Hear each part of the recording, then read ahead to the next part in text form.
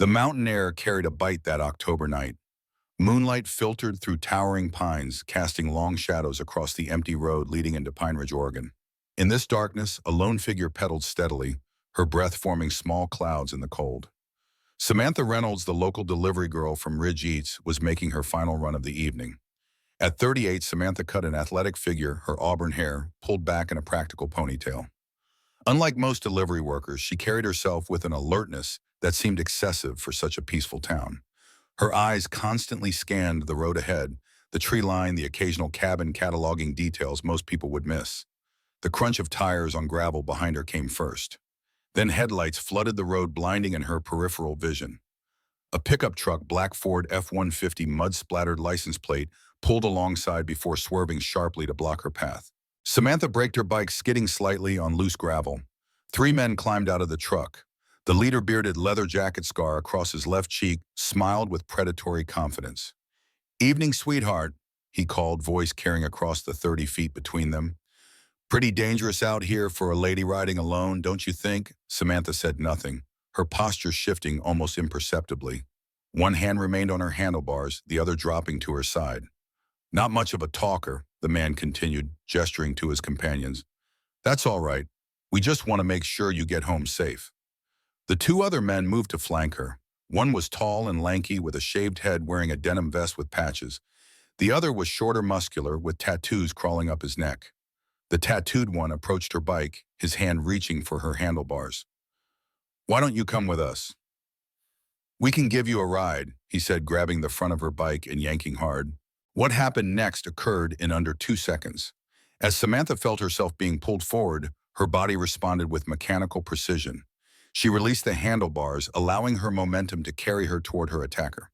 Her right hand gripped his wrist, while her left planted firmly on his shoulder. Using his own force against him, she pivoted, sweeping her leg in a perfect arc. Her boot connected with the side of his knee. The sound was unmistakable, a wet snap of ligaments, tearing bone cracking. The man's scream pierced the night as he collapsed, clutching his grotesquely angled leg. "Jesus Christ!" he shrieked, writhing in the dirt. "She broke my fucking leg!" The other two men froze, shock visible even in the dim light. The bearded leader's hand moved toward his waistband. "Who the hell are you?" he demanded, eyes narrowing. Samantha stood perfectly still, her face betraying nothing. But behind her calm exterior, her mind was calculating distances, angles, odds. "Just a delivery girl trying to get home," she replied, voice steady. "Let's keep it that way." The leader stared at her, recognition dawning in his eyes. This was no ordinary woman. The way she moved, her reaction time, her precision, this was someone trained, someone dangerous.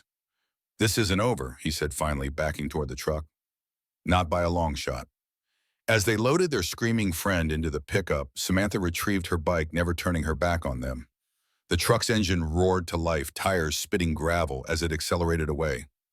Only when the taillights disappeared around a bend did Samantha's shoulders relax slightly. She glanced down at her hands. They weren't trembling, not anymore. They hadn't trembled since Tehran. 2 weeks earlier. The bell above the door at Pete's Diner jingled as Samantha entered, nodding to the regulars who'd come to recognize her in the 3 months since she'd arrived in Pine Ridge. The small eatery embodied everything about the town, worn but clean, modest but welcoming, trapped somewhere between the 1970s and the present. "Morning, Sam," the usual, called Martha, the 60-something waitress who'd been working there since before Samantha was born. "Please," Samantha replied with a smile that didn't quite reach her eyes. She slid into her regular booth by the window, back to the wall, clear view of both entrances. Old habits. The diner buzzed with typical morning chatter. Loggers discussing timber prices. A retired couple debating whether their grandson should play football. 2 men in Oregon Department of Transportation uniforms griping about budget cuts. "Here you go, hon. Coffee black as my ex-husband's heart in a Denver omelet." Martha set the plate down with practiced efficiency. "You sleep okay?" "Got those circles under your eyes again." Samantha gave a non-committal shrug.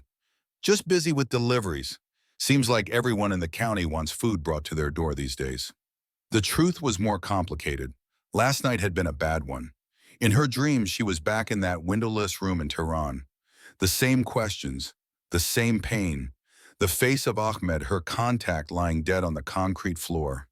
The betrayal that had cost 6 agents their lives and nearly ended hers. Martha lingered, studying Samantha's face. You know, my Harold was in Vietnam. Never talked about it, but I'd find him sitting in the dark some nights, just staring at nothing. Whatever you're running from, honey, it doesn't go away by pretending it's not there. Before Samantha could respond, the diner's door swung open. Sheriff Robert Johnson entered, his tall frame filling the doorway. At 64, he moved with the deliberate grace of a man who knew his limitations but worked around them. His silver hair was cut in the same military-style flat top he'd worn since his Marine Corps days. The crow's feet around his eyes deepened when he spotted Samantha. Ms. Reynolds, he said with a nod, sliding into the booth across from her. This had become something of a routine over the past month, their unofficial morning briefings, though neither would call them that. Sheriff, she replied. Coffee. Already ordered. He tapped calloused fingers against the tabletop. Got a call from Ed Barker out on County Line Road. Says someone's been trespassing on his property. Found cigarette butts by his storage shed. Not his brand. Samantha took a sip of coffee. Teenagers, probably. That's what I told him. The sheriff's eyes, still sharp despite his age, studied her. But there's been more reports lately. Strangers passing through. Vehicles with out-of-state plates parked where they shouldn't be. Martha arrived with the sheriff's coffee and a plate of bacon and eggs. When she left, Johnson leaned forward. 2 days ago, someone broke into the pharmacy. Didn't take the register money. Just oxycodone and fentanyl patches. That's happening everywhere, Samantha replied carefully. The opioid crisis isn't exactly news. No, but Iron Wolves MC setting up shop in my county is. Johnson's voice dropped. They've been spotted in Lakeside, Crestview, now here. Moving up from California, establishing territory. Samantha kept her expression neutral, but her mind was cataloging the information. Iron Wolves MC, a motorcycle gang with connections to Mexican cartels.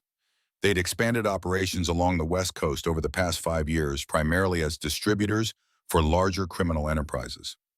Be careful on those delivery routes of yours, Johnson continued, especially the ones out past the old mill. Some of those abandoned warehouses might not be so abandoned anymore. Their conversation was interrupted as the diner's door opened again. The man who entered made several heads turn. Tall, powerfully built, with a full beard and the confident stride of someone who expected others to move out of his way. His leather jacket bore no patches or insignia, but the skull ring on his right hand caught the light. A long scar ran down his left cheek, puckered and white against tan skin. That's Marcus Tanner, Johnson murmured, his back to the door. Bought the old Wilson property last month. Claims he's starting a custom motorcycle restoration business. Samantha didn't need to ask how Johnson knew who had just walked in. The sheriff had that sixth sense some combat veterans developed, an awareness of threats entering their space. Looks like he's making himself at home, she observed, as Tanner greeted several patrons by name, his charm evident in the smiles he received in return. People in small towns are trusting, Johnson replied. They see what they want to see. As if sensing their attention, Tanner glanced in their direction. His eyes lingered on Samantha for a moment too long, before he nodded at the sheriff and took a seat at the counter. I should get going, Samantha said, reaching for her wallet. Deliveries start at 10. Johnson waved away her money. On me today. And Sam, he hesitated, using the nickname she'd given the townsfolk permission to use. If you see anything unusual on your routes, you call it in. Don't try to handle it yourself. The warning might have seemed patronizing coming from another man, but Johnson's eyes held genuine concern. For a moment, Samantha felt a pang of guilt about her deception. The sheriff was a good man trying to protect his town. He had no idea that the woman he was trying to protect had once been responsible for dismantling terrorist cells across 3 continents.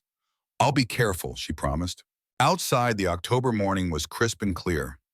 Pine Ridge was exactly what it claimed to be, a logging town of 2,800 souls nestled in the mountains of Central Oregon. Its main street consisted of a hardware store, the diner a small grocery, a barbershop, the sheriff's office, and a bar called the Timber Lodge.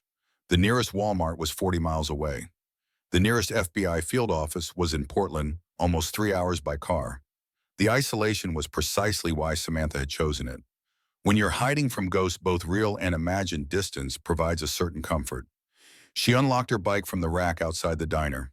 A delivery job wasn't her first choice, But Ridge Eats was the perfect cover. It gave her legitimate reasons to be anywhere in the county, to observe patterns, to map the terrain, both physical and social. As she pedaled toward the Ridge Eats office, her mind replayed her conversation with Deputy Director Wilson 3 months ago. It's not official witness protection, Reynolds. The agency can't acknowledge the operation in Tehran, which means we can't officially protect you. But we can make you disappear. New identity, new background, somewhere quiet until we find the leak. Somewhere quiet, as if quiet could drown out the screams that still echoed in her dreams. By mid-afternoon, Samantha had completed 6 deliveries, strategically planning her route to pass by the old lumber mill. The sprawling complex had closed 15 years ago when timber operations moved overseas. Its abandoned buildings and overgrown yards now stood as monuments to economic change, chain-link fences festooned with no trespassing signs. She slowed as she approached, noting the fresh tire tracks in the mud near a side gate. The padlock appeared intact, but something about the chain seemed off. Stopping at a distance that wouldn't attract attention, she took out her phone, pretending to check an order while snapping several photos. A metallic glint caught her eye, a security camera mounted on the corner of the main warehouse. New installation, high-end model with remote access capabilities. Not the kind of equipment typically used to monitor an empty building. The sound of an approaching engine made her pocket her phone and continue pedaling. A black SUV with tinted windows slowed as it passed her. Through the passenger window, she glimpsed a man watching her, his expression hidden behind dark sunglasses. The encounter left her with a familiar tension between her shoulder blades, the sensation of being marked. By 5 o'clock, she had finished her shift and was free to return to her rented cabin on the outskirts of town. The small wooden structure sat back from the road, partially hidden by a stand of ponderosa pines. To casual observers, it appeared rustic and somewhat Spartan, exactly what you'd expect from a single woman on a delivery person's salary. They wouldn't see the reinforced door frames, the motion sensors disguised as ordinary yard lights, or the panic room she'd constructed in what was ostensibly a storage closet. Old habits died hard, especially when those habits had kept you alive. Inside, Samantha performed her daily security check, a routine as ingrained as breathing. She verified that her entry alerts hadn't been triggered and that the nearly invisible filaments she'd placed across window frames remained intact. Only then did she allow herself to relax marginally. She opened her laptop and uploaded the photos she'd taken near the lumber mill. The secured email account she used to communicate with her CIA handler had a simple encryption protocol, messages about her aunt's health with coded language that would tell them what she'd observed. As she typed, her fingers paused over the keyboard. Was she being paranoid? Perhaps the tire tracks belonged to teenagers looking for a place to drink beer. Perhaps the security camera was installed by the property owner to deter vandals. But Samantha Reynolds hadn't survived 14 years in the CIA's Special Activities Division by dismissing her instincts. Something was happening in Pine Ridge, and the coincidental arrival of Marcus Tanner and his associates shortly after her own relocation seemed too convenient to ignore. Her report complete, she sent the encrypted email, then systematically erased all traces of it from her computer. Next came physical training, a disciplined hour of strength exercises, flexibility work, and combat drills, performed in the confined space of her living room. The routine was modified from her CIA regimen, adapted to maintain her capabilities without specialized equipment. As darkness fell, she prepared a simple dinner and ate while reviewing mental maps of the town and surrounding areas. If trouble came, and her experience suggested it eventually would, she needed escape routes, fallback positions, and defensive advantages. The knock at her door came at 8:17 p.m. Samantha froze her fork halfway to her mouth. No one visited her here. No one should even know where here was. She'd been careful to keep her address unlisted. Moving silently to the window, she peered through a narrow gap in the curtains. A county sheriff's vehicle was parked in her driveway, its light bar dark. Sheriff Johnson stood on her porch alone, his posture suggesting this wasn't an official visit.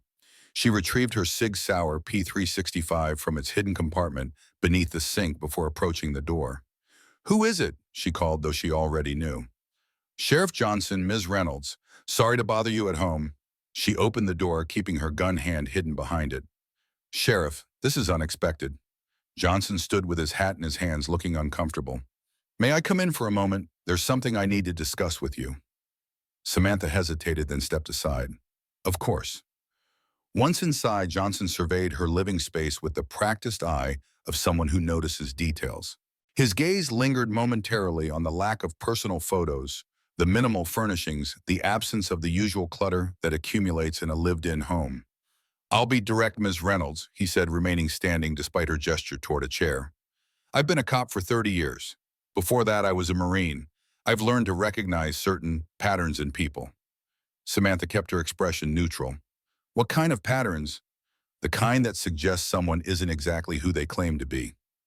His eyes met hers directly. "Your background check was too perfect. Employment history without gaps. Credit score exactly in the good but not exceptional range. Rental history that shows regular moves every few years." She said nothing, waiting. "Then there's how you carry yourself, your awareness of surroundings. The way you positioned yourself in the diner today, back to the wall, clear sight lines to all exits." He paused. "Military law enforcement." For a long moment, Samantha considered her options. Denial would only reinforce his suspicions. A partial truth might satisfy him without compromising her cover. "I was an intelligence analyst," she said finally. "Department of Defense. Nothing glamorous, just sat at a desk reviewing satellite imagery for 8 years. Johnson's expression suggested he didn't entirely believe her, but was willing to accept the explanation for now. "I'm not here to expose you or cause trouble," he said. "But I need to know, are you in Pine Ridge because of what's happening here? Are you with the DEA, FBI? "No," she answered truthfully. "I'm here because it's quiet, because no one knows me here." "You're running from something." It wasn't a question. "Aren't we all, Sheriff?" She offered a smile that didn't reach her eyes.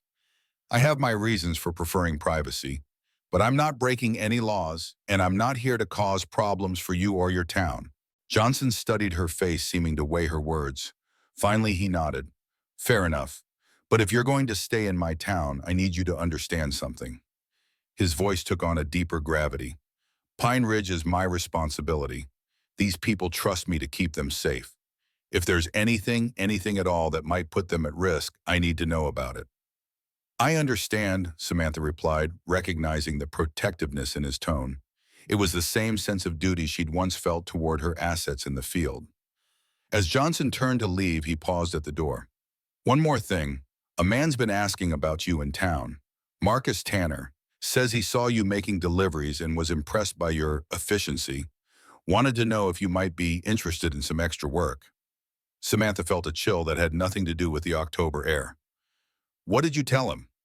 "That Ridge Eats keeps you plenty busy." Johnson's eyes narrowed slightly. "Be careful, Ms. Reynolds. Tanner isn't the kind of man who takes no for an answer easily." After the sheriff left, Samantha double-checked her security measures, then sat in darkness thinking. Johnson was sharper than she'd given him credit for. His military background had taught him to recognize fellow warriors, even ones attempting to blend into civilian life. More concerning was Tanner's interest in her. If he was connected to Iron Wolf's MC, his approach could be innocent, a legitimate job offer, or something more sinister. Either way, it meant she'd drawn attention. In her line of work, attention was rarely a good thing. Her phone buzzed with an incoming text. Unknown number. Package for S. Reynolds. Delivery attempted, but no one home. We'll try again tomorrow. Ridge Valley Courier. Samantha stared at the message. There was no Ridge Valley Courier. This was a code, her handler making contact through the pre-arranged emergency channel. She typed the authentication response, "Please leave with neighbor at 42 Pine." The reply came seconds later. Confirmed. Weather alert storm approaching from south. ETA 72 hours. Samantha deleted the exchange, her mind racing. The code was clear. A threat was moving toward her location, expected to arrive within 3 days. No further details, which meant either they didn't have specifics or couldn't risk sending them.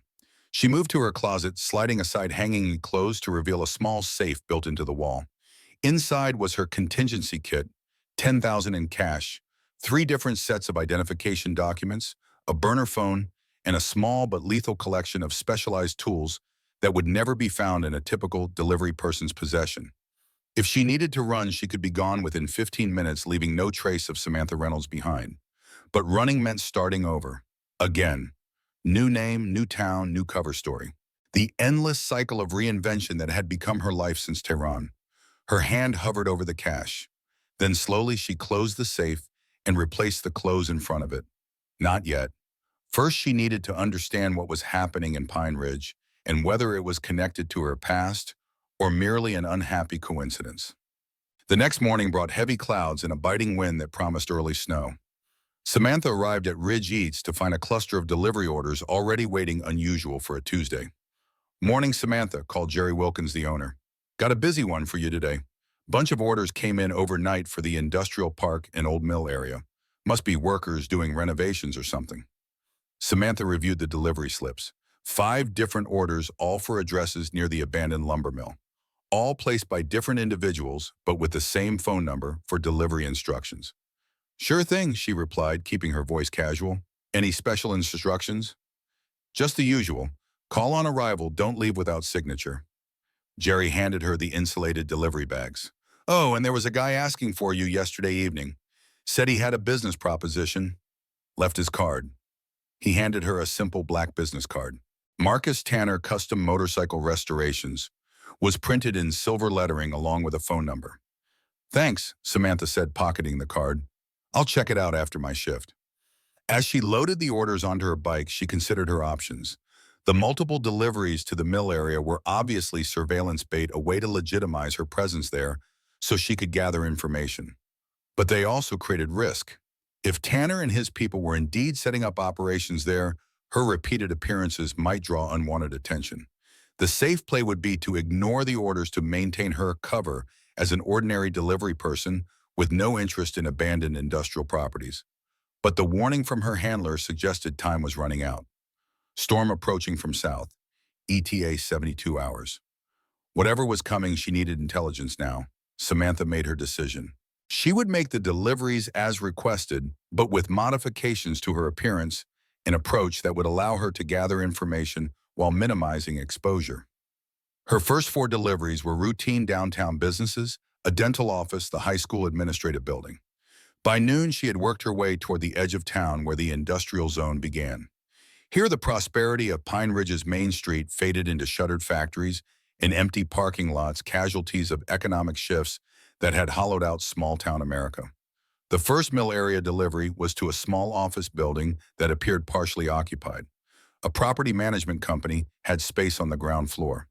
Samantha delivered a sandwich order to a bored receptionist, noting security cameras at each entrance, new installations with the same make as the ones she'd spotted at the mill. The second delivery took her closer to the mill itself, a former trucking dispatch office, now seemingly abandoned. She approached cautiously, the gravel driveway crunching beneath her bike tires. The building showed signs of recent activity. Fresh tire tracks, cigarette butts, a generator humming behind the structure. She knocked on the door, delivery bag in hand, body angled to present a non-threatening posture, while keeping her escape route clear. The door opened to reveal a man in his 30s, muscular build, with the hyper-vigilant eyes of someone who lived in a constant state of readiness. A shoulder holster was visible beneath his open jacket. "Delivery for Davis," Samantha said, her voice higher than her normal speaking tone, adding a slight local accent. The man looked surprised. "Delivery, I didn't order anything." "This is 1442 Industrial Parkway, right? Order for T. Davis." She checked the slip with exaggerated confusion. "Called in this morning, paid by credit card."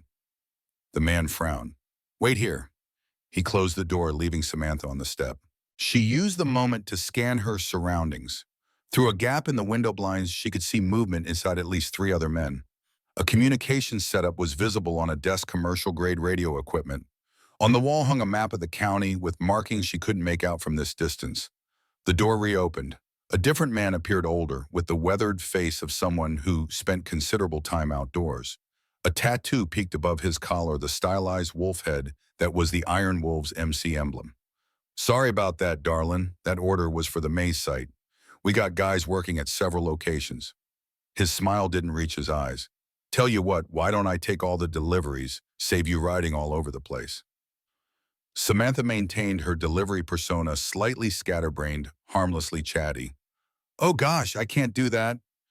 Company policy, each order has to go to its address, signature required and everything. I got 3 more after this one." The man's expression hardened almost imperceptibly. "Where are the others going?" "Let's see." She made a show of checking her delivery slips. Got one for the old security building at the mill, one for the warehouse on Timber Lane, and one for... She squinted at the paper. Some address on Mill Road. Is that all the same project? Are you guys renovating the whole area? Something like that.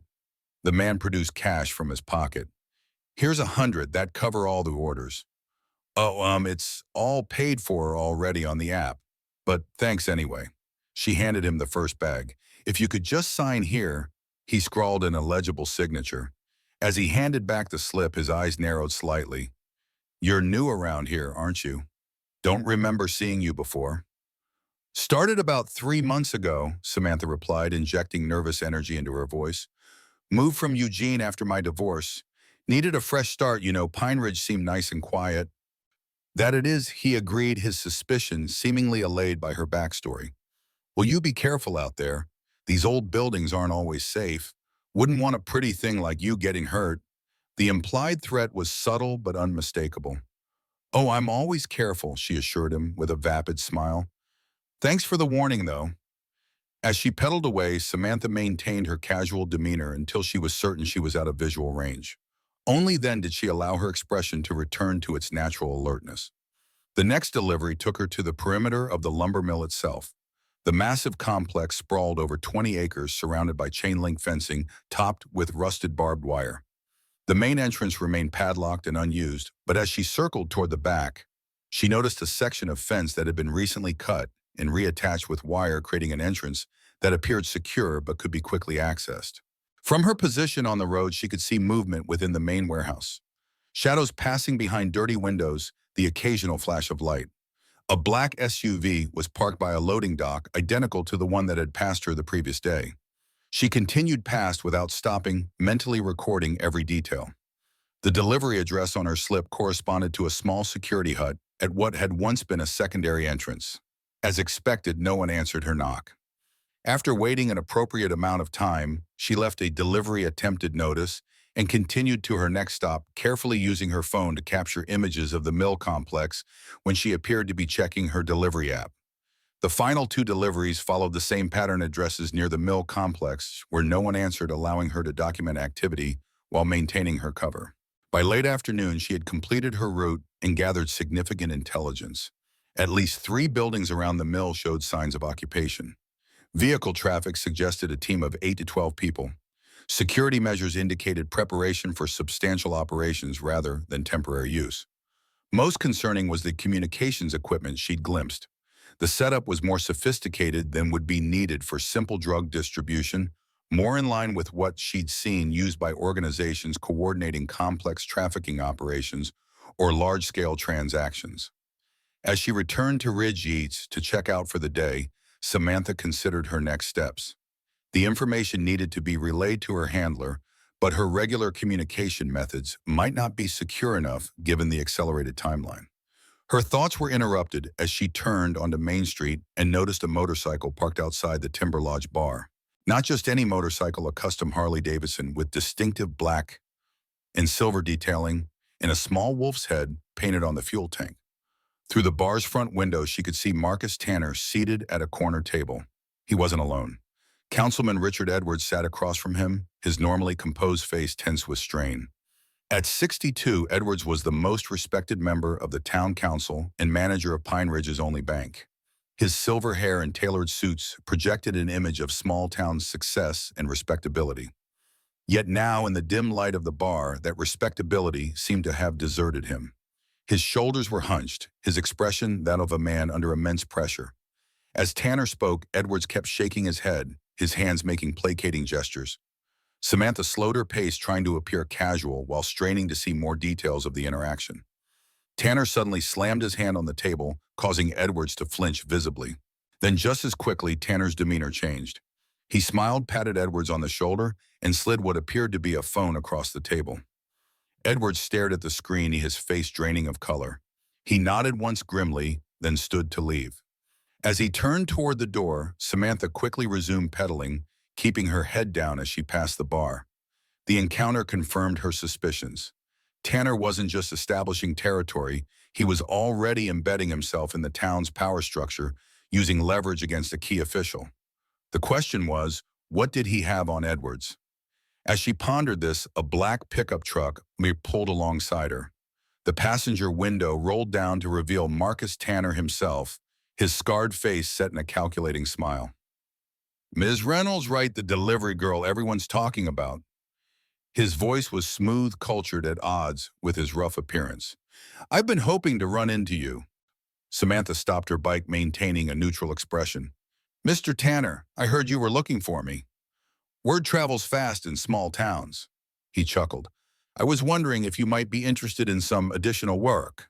Your knowledge of the local area could be valuable to my business." "I appreciate the offer, but my schedule at Ridge Eats keeps me pretty busy." Tanner's smile didn't waver. "The job I'm offering pays considerably better, and it would only require occasional evening hours." He reached into his jacket, producing a business card identical to the one Jerry had given her. "Think about it. Call me if you change your mind." As she took the card, his fingers brushed against hers, a contact that seemed deliberately prolonged. "I should warn you," he added, his tone conversational, but his eyes hard. "Pine Ridge is changing. Smart people are figuring out which way the wind is blowing. Sheriff Johnson is stuck in the past, thinks he can keep this town frozen in time. But progress is inevitable." The threat was so thinly veiled it barely qualified as subtext. "I'm not really interested in local politics," Samantha replied. "I just deliver food." "Of course." Tanner's smile widened. "But sometimes, Ms. Reynolds, it pays to be aware of changes in your environment. Situational awareness, I believe they call it." A chill ran through her that had nothing to do with the October air. The phrase situational awareness was straight in from military and intelligence training vocabularies. Either Tanner had a background in those worlds, or he knew enough about her to choose his words deliberately. "I'll keep that in mind," she said, keeping her voice steady. "You do that." He tapped the roof of his truck, signaling the driver. "Enjoy the rest of your day, Ms. Reynolds. I'm sure we'll be seeing more of each other." As the truck pulled away, Samantha remained still, processing the encounter. Tanner wasn't just suspicious of her, he was sending a clear message that he knew something about her background. How much he knew remained unclear, but the threat was undeniable. The storm her handler had warned about wasn't approaching in 3 days. It was already here. Gone. That evening, as darkness settled over Pine Ridge, Samantha prepared for a different kind of delivery run. She dressed in black tactical clothing, hidden beneath a standard Ridge Eats jacket, secured her hair under a cap, and equipped herself with the basic tools of her former trade: a ceramic knife that wouldn't trigger metal detectors, a compact set of lockpicks, a signal jammer, and her Sig Sauer with suppressor attachment. The warning from her handler, combined with Tanner's thinly veiled threat, had accelerated her timeline. She needed to confirm what was happening at the mill complex and determine whether Tanner's interest in her was connected to her CIA past or merely the wariness of a criminal toward an unknown variable in his territory. She left her cabin through a rear window, using a route she'd established that avoided the main road and its potential observers. The forest surrounding Pine Ridge offered excellent cover for someone with her training. Moving through the trees in near total darkness, she made her way toward the industrial zone. The lumber mill sat dark and silent against the night sky.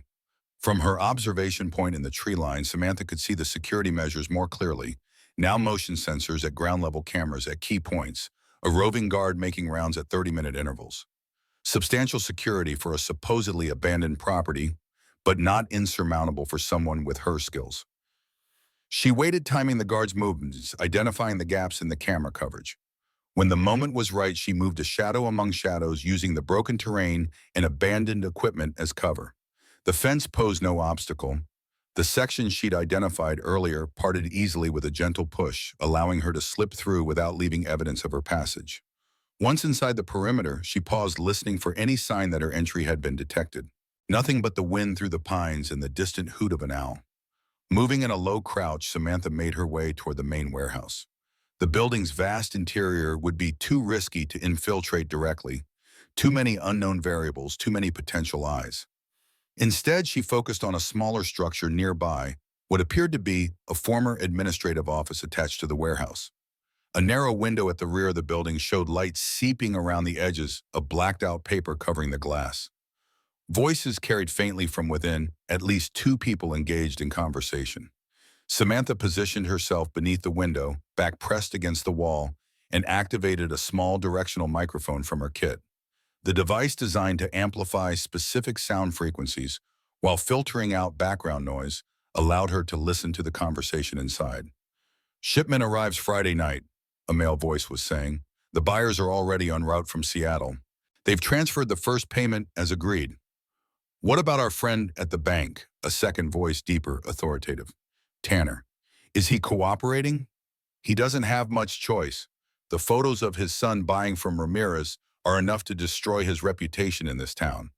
And the medical bills for that fancy rehab center keep him on a short leash."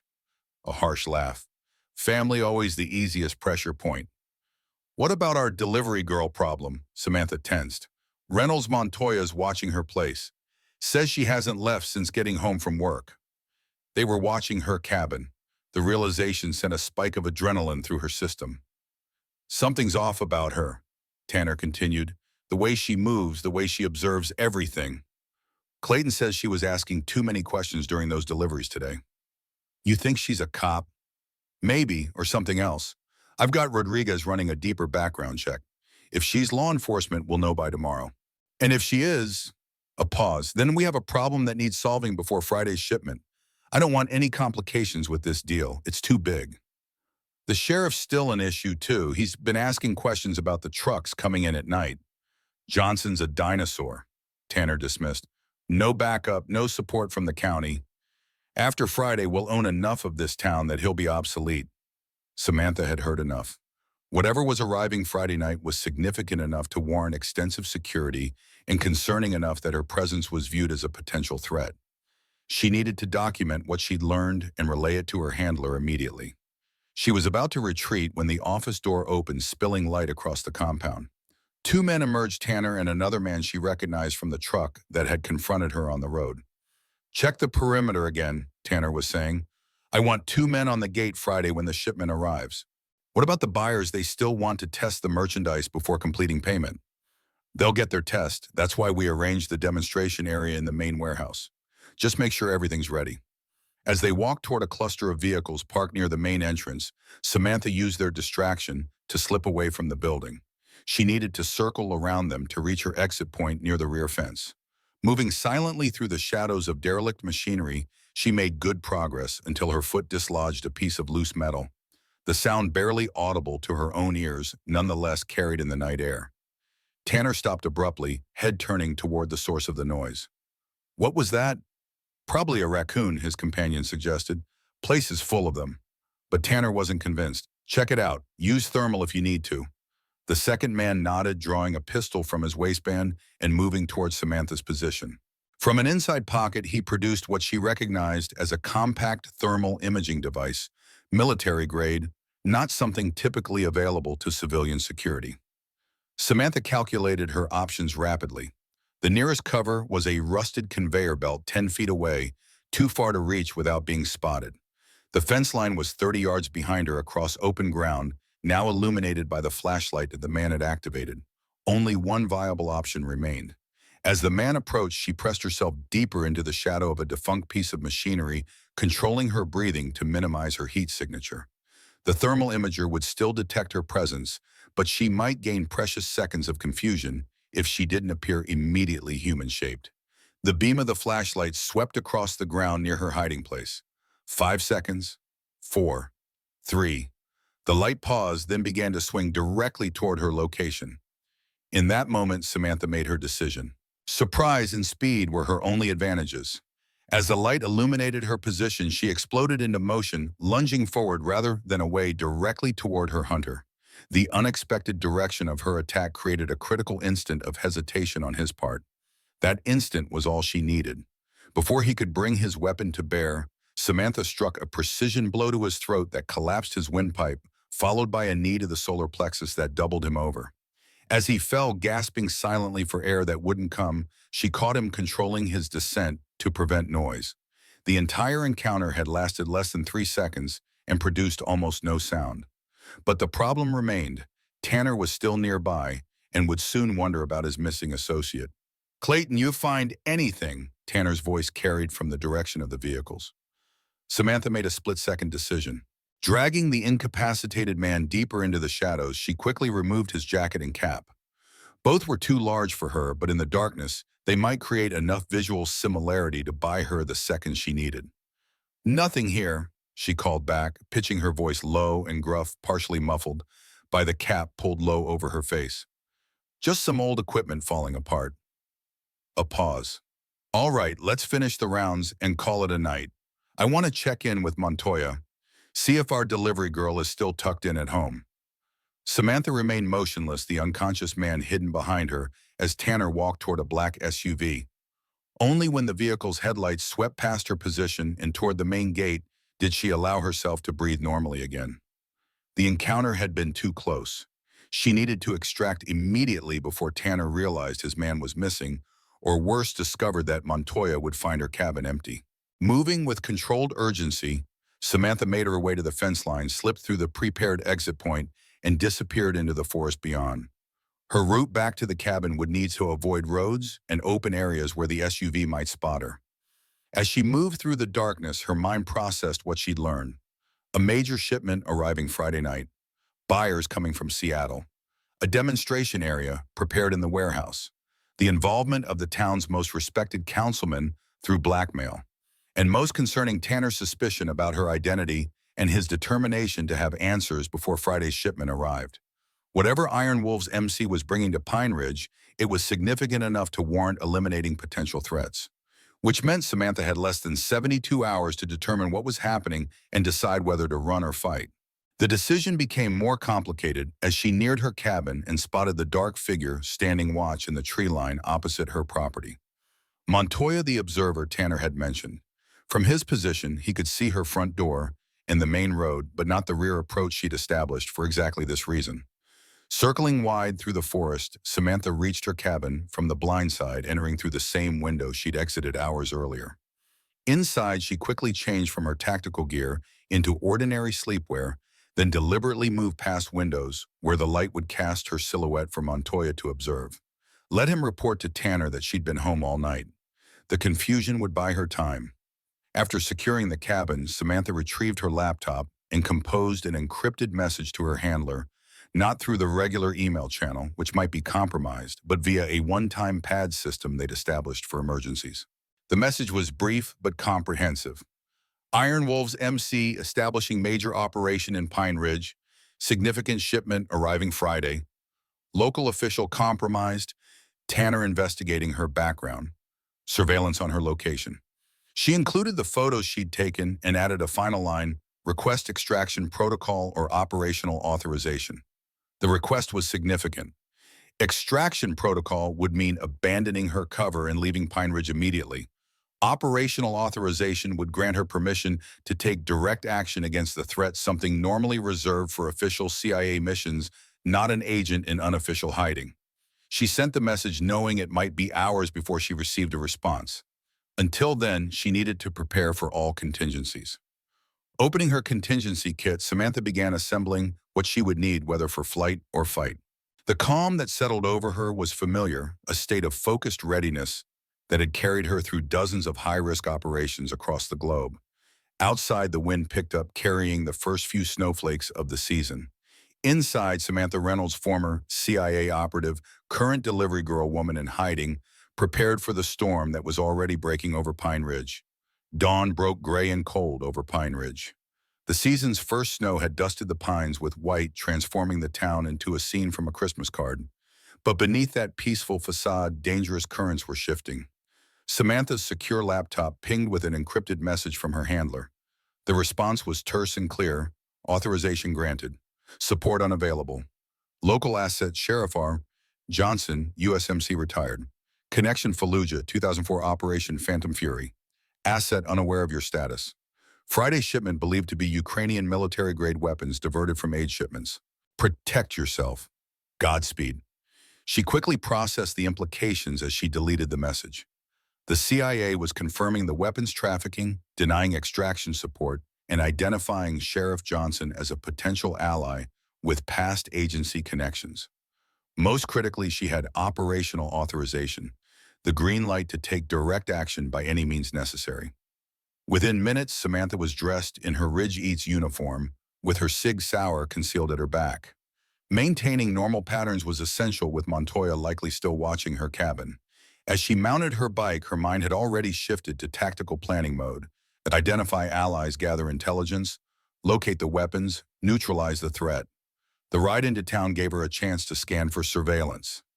Near the Timber Lodge, she spotted 3 motorcycles with Iron Wolves insignia and unfamiliar men inside Tanner's reinforcements arriving ahead of Friday's shipment. Time was running short. Ridge Eats was bustling when Samantha arrived. Jerry Wilkins immediately pulled her aside, his face etched with concern. "Morning, Samantha. Got a situation." He lowered his voice. "Just got a bulk order from those guys at the old mill. 15 lunch deliveries to different buildings out there. They're offering big tips for prompt service." "Sounds like good business," Samantha replied neutrally. "That's just it. Sheriff Johnson was here asking questions about those same guys. Told me to report any unusual orders." Jerry ran a hand through his thinning hair. "I wanted to talk to you first since you've been handling their deliveries. Did you tell the sheriff about this order?" "Not yet. Thought I'd check with you first." Samantha noted the protective concern in Jerry's voice. In small towns like Pine Ridge, people developed intuitions about threats. Jerry sensed something wrong about the mill workers. "I think we should let the sheriff know," she suggested. "Those men seem professional enough, but if the sheriff's concerned..." Jerry nodded, visibly relieved. "That's what I was thinking. Mind if I tell him you'll deliver the order? He mentioned wanting to talk to you anyway." "No problem. I'll head over to his office now." Outside, Samantha processed this development. 15 deliveries spread across the mill complex, far more than yesterday's reconnaissance. Tanner was creating cover for movement in the area, possibly setting a trap for her specifically. The sheriff's office occupied a modest brick building that projected small-town security, large windows, American flag by the entrance bulletin board with community notices. Inside, Deputy Wilson nodded her toward Johnson's office. Sheriff Johnson stood by the window, his tall frame silhouetted against the morning light. At 64, he still carried himself with the disciplined posture of his Marine days. He turned as she entered, crow's feet deepening around his eyes. "Miss Reynolds, thanks for coming." He gestured to a chair. "Coffee, please." He poured from a pot that looked like it had been brewing since dawn, then sat behind his desk, studying her with the assessing gaze of a combat veteran. "Jerry tells me you've been making deliveries to the mill complex," he began. "Multiple buildings, different recipients, all connected to Tanner's operation. 4 deliveries yesterday. Now they want 15 more today. Tell me what you saw out there." Samantha provided a carefully edited version of her observations: security cameras, communications equipment, unusual activity at the main warehouse. Johnson listened intently, then leaned back, his chair creaking. "What I'm about to tell you doesn't leave this room. Normally I wouldn't involve a civilian, but you're already in this, whether you want to be or not." He lowered his voice. 3 weeks ago, ATF contacted me about unusual weapons movements along I-5. 2 weeks ago, Tanner arrives, starts renovating the mill. Then last week, I get a call from a Marine buddy at Border Patrol, says they intercepted communications about a major weapons shipment moving north. Military-grade stuff, Ukrainian arms diverted from aid shipments. Johnson's jaw tightened. "Back in Fallujah, I saw what happens when military hardware falls into the wrong hands. Lost 3 men from my unit when insurgents hit our Humvee with weapons that weren't supposed to be there." The personal detail added weight to his determination. This wasn't just about upholding the law, it was about preventing a tragedy he'd witnessed firsthand. "You think the shipment is coming here?" Samantha stated. "I know it is. Pine Ridge is perfect: remote, minimal law enforcement, easy access to transportation routes. My source says it arrives Friday night. Have you contacted FBI, state police?" I tried. Disgust flashed across Johnson's face. "Without concrete evidence, they won't commit resources. Budget cuts, jurisdictional bullshit politics. By the time they decide to take it seriously, those weapons will be gone." He leaned forward intensely. "I've got 1 deputy, Ms. Reynolds, 1, against what might be a dozen well-armed criminals." Johnson wasn't just sharing information, he was asking for help. "Why tell me this?" Samantha asked, though she already knew. "Because Tanner's interested in you. After your deliveries yesterday, he had men asking questions around town. Wanted to know how long you've been here, where you came from, whether you live alone." A chill ran through her. What did people tell him? Not much. Folks here are still loyal to me, but it means you're on his radar. Samantha considered her options. Full disclosure was impossible, but Johnson deserved some truth. I'm not law enforcement, she said carefully, but I'm not just a delivery person either. Let's say I have relevant experience that might be helpful. Johnson's eyes narrowed slightly. Military bustum, something like that. Enough to know that what's happening at the mill needs to be stopped, and enough to help you do it. Johnson studied her face, weighing trust against caution. Finally, he nodded once. Those deliveries today, I think they're surveillance. Tanner wants eyes on the mill complex and possibly a way to get you somewhere isolated. You think it's a trap? I think it's an opportunity, Johnson corrected, for both sides. You make those deliveries act normal, gather what intelligence you can. I'll be watching from a distance. There's something else you should know, Samantha added. Councilman Edwards is involved somehow. I saw him meeting with Tanner yesterday. He looked coerced. Johnson's expression darkened. Damn it. Edwards' son Jake has had drug problems for years. If Tanner has leverage there, could Edwards help us? Maybe. If we can convince him we can protect his son. Johnson checked his watch. The bank opens soon. I'll pay him a visit. Meanwhile, you get back to Ridge Eats, prepare for those deliveries. As Samantha stood to leave, Johnson added, be careful out there. These aren't ordinary criminals. I understand the risks, she assured him, thinking of Tehran and a dozen other operations where the stakes had been equally high. Outside, she noticed a black SUV parked across the street, engine running. The same model she'd seen at the mill. As she passed, she glimpsed movement inside, someone ducking down. Surveillance. Not subtle, which suggested its purpose wasn't just tracking, but intimidation. The game was escalating. By 11 o'clock, Samantha had loaded 15 lunch orders onto her bike. Each insulated bag would give her legitimate access to different locations within the mill complex. She'd prepared as thoroughly as possible without revealing her true capabilities. A concealed camera would record each location. The knife in her boot and the Sig Sauer at her back provided last resort options. The ride to the industrial zone took 15 minutes, with the black SUV maintaining a discreet distance behind her. The message was clear. They knew where she was going and why. The mill complex had changed since yesterday, more active, with men moving purposefully between buildings carrying equipment and supplies. A new security checkpoint had been established at the main entrance, with armed guards checking IDs. Samantha approached with her best customer service smile. Ridge Eats, delivery 15 orders for various buildings.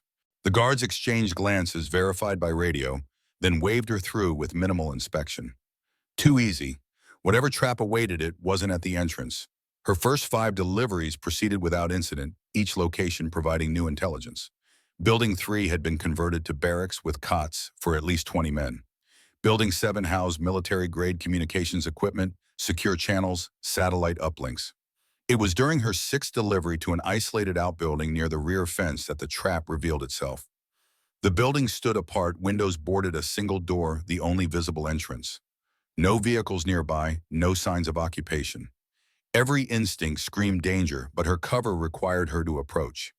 Samantha positioned her bike for quick departure, then approached with deliberate casualness. She knocked, called out, "Ridge Eats delivery," and waited, senses hyper-alert. Nothing. She knocked again, mentally calculating escape routes and distances to cover. The door opened, suddenly revealing darkness. Before she could react, hands grabbed her arms, yanking her inside with brutal efficiency. The door slammed shut. Darkness. Breathing sounds, at least 3 people. The metallic click of a weapon being readied. Light flooded the space as someone switched on a portable lamp. 3 men surrounded her, the same men from the truck confrontation. One still walked with a pronounced limp, his leg in a brace, his face contorted with pain and hatred. And seated on a folding chair in the center, his scarred face set in a calculating smile, was Marcus Tanner. "Ms. Reynolds," he said pleasantly, "how kind of you to deliver lunch personally." Samantha assessed her options. 3 armed men positioned strategically. No immediate escape route. Fighting would be a last resort. She placed the delivery bag on the floor. Turkey Club sandwich, chips, iced tea, $7.50 plus tax. Tanner's smile widened at her attempt to maintain cover. "Let's dispense with pretense. You're not here about sandwiches." He leaned forward, studying her with predatory intensity. The question is who you really are and why you've been so interested in our operation. Just doing my job, Samantha replied calmly, delivering food to paying customers. That's one possibility. Another is that you're working with Sheriff Johnson, or perhaps some other agency altogether. The man with the leg brace stepped forward. She broke my fucking leg. I say we return the favor before asking questions. Tanner raised a hand, stopping him. Patience, Clayton. He turned back to Samantha. You displayed remarkable skills during your encounter on the road. Not typical for a delivery person. Self-defense classes after my divorce. Ex-husband had anger issues. Self-defense classes, Tanner repeated skeptically. That would explain a reflexive response. But what you did to Clayton? That was trained muscle memory. Professional. He removed a folded paper from his jacket. We ran a background check. Samantha Reynolds, 38, divorced, previously employed by delivery services in Eugene, Portland, Seattle. Too consistent, in fact. No gaps, no inconsistencies. But here's where it gets interesting. Your driver's license was issued just 4 months ago. No previous Oregon license under your name. The addresses you provided go back 10 years. But when we checked different names on the leases, the trap was closing. Tanner had found the seams in her cover identity. Identity theft is surprisingly common, Samantha offered. Before Tanner could respond, the door opened. A man with military bearing entered, whispering something in his ear. Tanner's expression changed surprise, followed by calculation. He dismissed the messenger with a nod. It seems our situation has evolved, Ms. Reynolds. Sheriff Johnson is currently at Pine Ridge Bank having an intense conversation with Councilman Edwards. About me, about my business interests. He stood pacing slowly. Coincidence? I don't believe in coincidences, not when they happen the same day you're caught photographing our operation. Samantha maintained her expression but internally cursed. Johnson had moved too quickly, potentially compromising both himself and Edwards. I don't know what you're talking about, she said. I'm just delivering sandwiches. The innocent act is tiresome. Tanner stopped behind her, his voice dropping dangerously. You're going to tell me exactly what the sheriff knows and what he's planning. In return, I might let you leave here intact. The threat hung in the air. They were past negotiation, past pretense. All right, she said, allowing defeat to enter her voice. You're right. Johnson recruited me to gather information. He suspects you're moving drugs through Pine Ridge. A partial truth enough to be credible, vague enough to buy time. Drugs. Tanner laughed humorlessly. The sheriff's understanding is even more limited than I thought. He crouched before her. What else does Johnson know? Who has he contacted? No one. He tried FBI and state police, but they wouldn't commit resources without evidence. Another partial truth. That's why he approached me, thought I could get him the evidence he needs. Tanner studied her face, then seemed satisfied. Clayton, call Rodriguez. Tell him to maintain surveillance on the sheriff and Edwards. The injured man nodded, stepping outside to make the call. As for you, Ms. Reynolds, Tanner straightened. You're going to help us solve several problems at once. He pulled out a phone. You're going to message Johnson. Tell him you have completed deliveries and discovered something important. Ask him to meet you at Lookout Point. It's isolated, easily controlled. The plan was clear. Use her to lure Johnson into an ambush, eliminate both threats simultaneously. And if I refuse, Tanner's cold smile returned. Then we move to more persuasive methods. Clayton is particularly eager to demonstrate techniques he learned as a contractor in Iraq. The standoff was interrupted by raised voices outside, followed by a sharp knock. The guard opened the door, revealing the messenger from earlier. Sir, we have a situation. Sheriff's deputy just entered the main gate asking for Ms. Reynolds. Says she missed her check-in at Ridge Eats. Tanner's expression darkened. Johnson's making his move sooner than expected. Change of plans accelerate our timeline. He addressed his men. Get the trucks ready. Move everything to the secondary location now. The shipment arrival changes to Facility B. To the messenger, he added, delay the deputy. Tell him Ms. Reynolds left 20 minutes ago. As the men moved to comply, Tanner returned to Samantha. You're coming with us. Your presence will ensure the sheriff's cooperation later. Kidnapping. The situation was deteriorating rapidly. Samantha knew she had seconds to act before being transported, a move that would dramatically reduce her chances of survival. As a guard moved to grab her arm, she made her decision. The CIA had trained her for precisely this scenario: multiple armed opponents, confined space, minimal reaction time.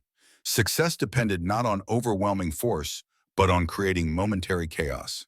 Samantha surged forward suddenly directly toward Tanner, the unexpected direction creating a critical instant of hesitation from the guards. Her right hand swept up, grabbing the portable lamp and hurling it against the wall, plunging the room into darkness. In the same motion, her left hand found the concealed knife in her boot, not for stabbing, but for what came next. Darkness, confusion, men shouting, fumbling for weapons. The knife found the exposed wiring of the room's electrical outlet.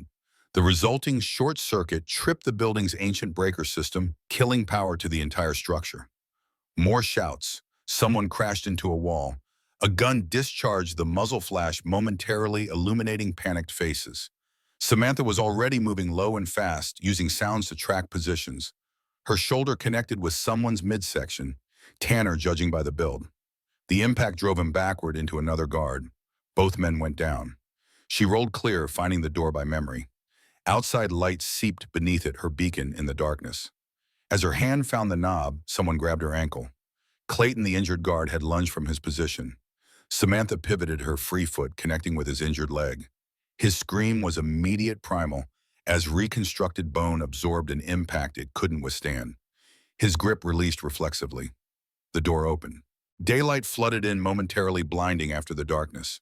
Samantha was through and running before her eyes fully adjusted, making for her strategically positioned bike. Behind her, shouts and curses. The door slamming open. Then a gunshot whirled nowhere near her position, but a clear escalation. She reached her bike, mounted in one smooth motion, and began pedaling with desperate intensity. The delivery bags were abandoned, no time for maintaining cover now. Ahead, the main gate loomed, now closed, two guards standing alert. To her left, the perimeter fence, 8 feet of chain link topped with barbed wire. To her right, the access road circling the complex toward a secondary exit half a mile away. Too far. They'd have vehicles in pursuit before she covered half that distance. Samantha veered left directly toward the fence, accelerating rather than slowing. The guard shouted, one raising his weapon. The bike hit the fence at nearly 20 miles per hour, the impact sending her airborne in a controlled trajectory. Her body tucked, rolled, carried by momentum over the chain link and just beneath the barbed wire. The landing was harsh but controlled a shoulder roll that absorbed impact and transitioned to forward motion. The bike was sacrificed, but that was an acceptable trade. Behind her, confusion reigned. Shouts, conflicting orders, vehicles starting. They would pursue, but disorganization would cost them precious seconds. The terrain beyond offered both challenge and opportunity, dense forest, uneven ground. Difficult for vehicles, but providing cover for someone trained in evasion. Samantha heard engines growing louder, ATVs or dirt bikes more maneuverable in the forest than trucks. They were adapting quickly, deploying appropriate resources for the terrain. She changed direction, moving perpendicular to her original course. Standard evasion technique: break the pursuit's momentum, use terrain to advantage, create false trails. Finding a stream, she followed it for 50 yards to eliminate scent trails, then doubled back along a fallen log before continuing in a new direction. The maneuver would cost her pursuers valuable time. The forest thinned as she approached a ridge overlooking Pine Ridge. From this vantage point, the town appeared unchanged, peaceful, unaware of the dangerous currents beneath its surface. But the confrontation had accelerated Tanner's timeline. Whatever was planned for Friday might happen sooner. The sound of engines had faded, pursuit temporarily misdirected. But they would regroup, establish a search perimeter, deploy more resources. Time was limited. Samantha needed a secure location, communications, and intelligence about Facility B. She needed allies who couldn't be compromised. Most of all, she needed a plan. As she descended toward town, her mind returned to her handler's message. One phrase stood out: Sheriff R. Johnson, USMC, retired. Connection Fallujah, 2004, Operation Phantom Fury. The CIA had provided that detail for a reason. Johnson's military service connected him to agency operations, perhaps not directly, but tangentially. Enough that her handler believed it relevant. The question was, how deep did that connection go? The sheriff's office was empty when Samantha arrived, approaching from the rear. Deputy Wilson was presumably still at the mill, searching for her. Sheriff Johnson had not returned from his meeting with Edwards. The building's security was minimal, designed to keep criminals contained, not to prevent entry by someone with specialized training. Through a back window with a faulty lock, Samantha gained access to the records room and moved to Johnson's office. She needed information about Johnson's connection to Operation Phantom Fury and any interactions with intelligence agencies. Such records wouldn't be in official files, but Johnson might have personal documentation secured in his office. The desk drawers and filing cabinets yielded nothing significant, no personal effects providing insight into his past operations. Then her gaze fell on the framed deer hunter poster. Something about its placement had seemed deliberate during her previous visit, positioned directly in Johnson's line of sight, more prominently displayed than his service commendations. Examining it closely, her fingers traced the frame and found a slight indentation, an access point designed to be invisible to casual inspection. Applying pressure caused the frame to click softly, swinging outward on concealed hinges to reveal a wall safe, military grade, requiring a 6-digit code. Samantha considered options. Brute force methods would take too long. Electronic bypass required equipment she didn't have. That left deduction, identifying the likely code based on available information. The Deer Hunter, released in 1978, a film about Vietnam veterans, personal to Johnson. The 6-digit code could be a date, perhaps related to the film, or Johnson's service.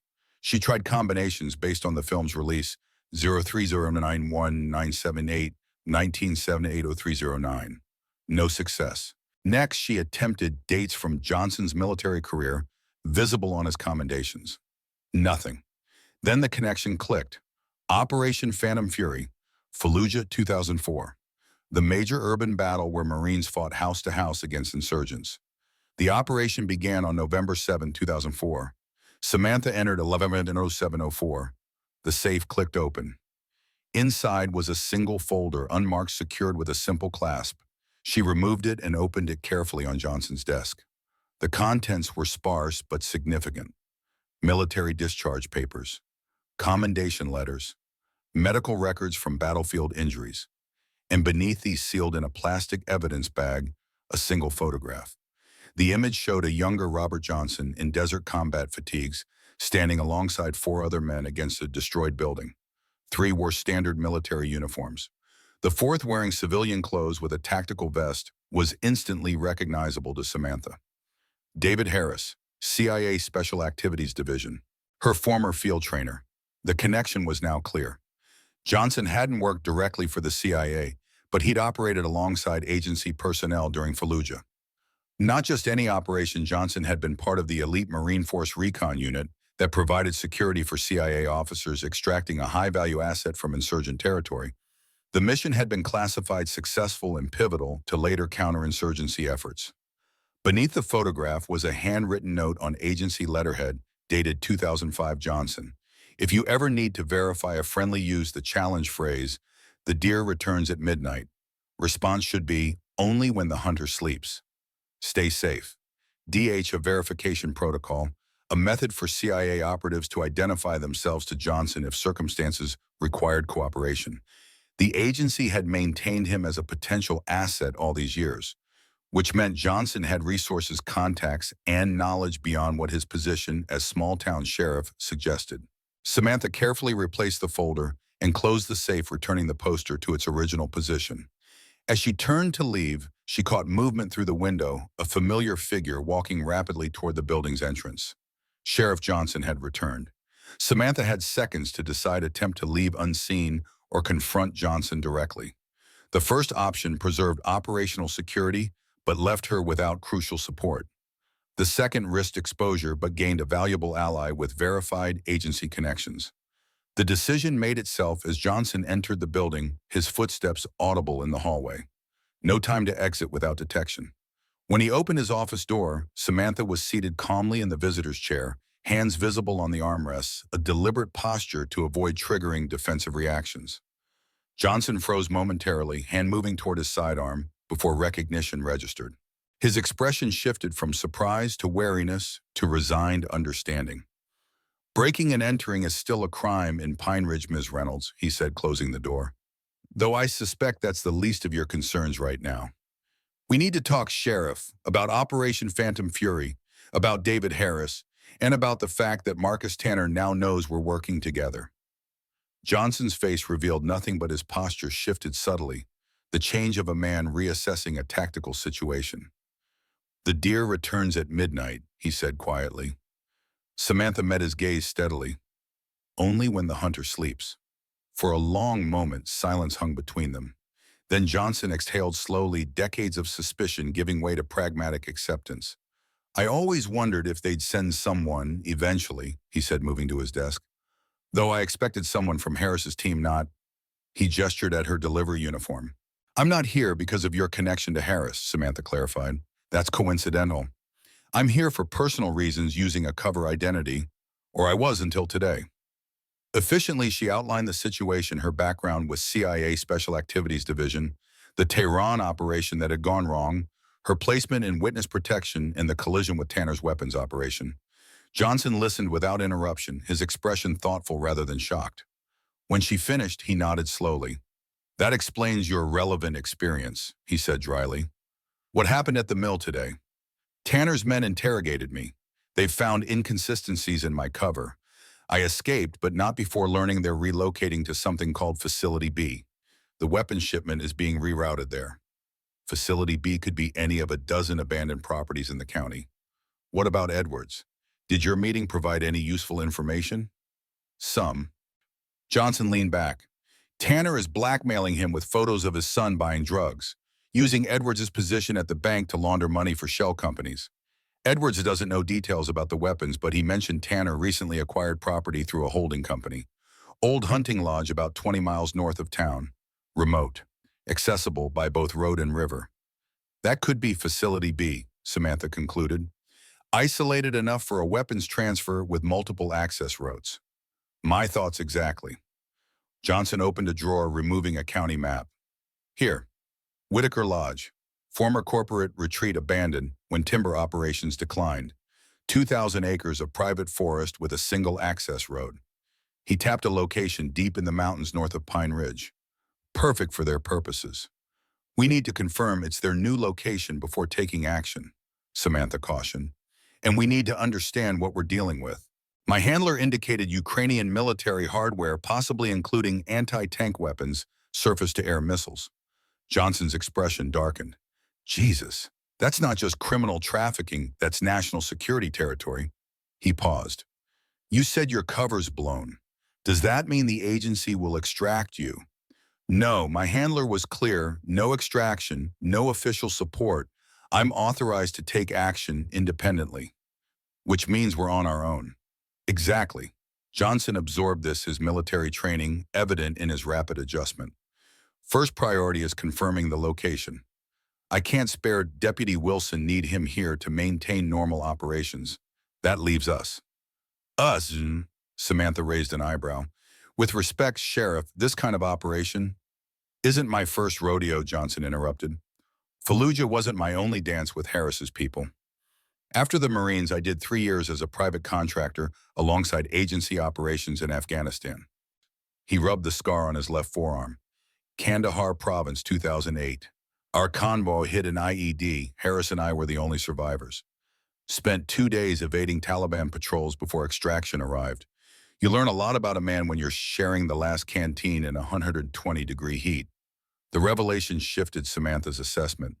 Johnson wasn't just a small-town sheriff with military background. He had direct operational experience in environments similar to what they now faced. "Besides," he added with grim humor, "it's my town they're using as a weapons depot.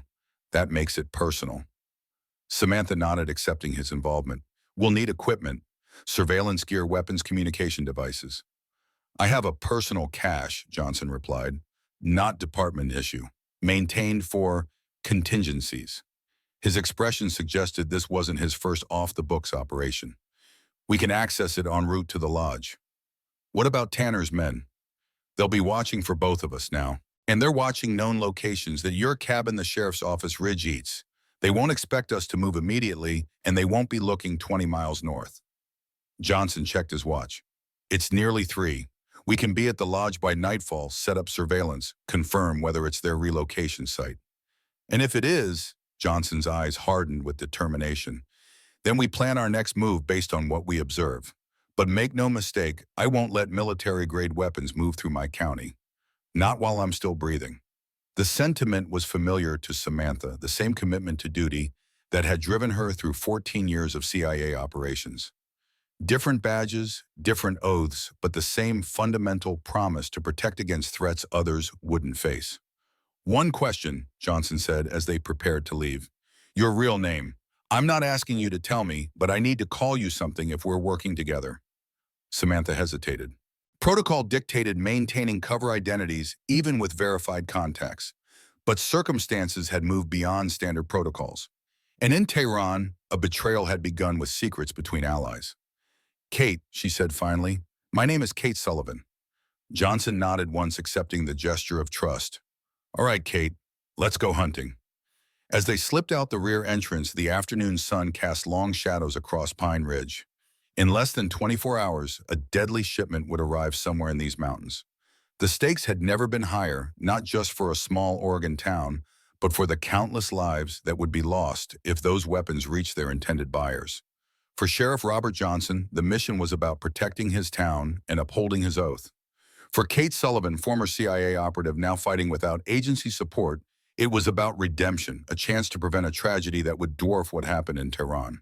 Together, they moved toward Johnson's waiting truck, two warriors from different worlds united by a common purpose.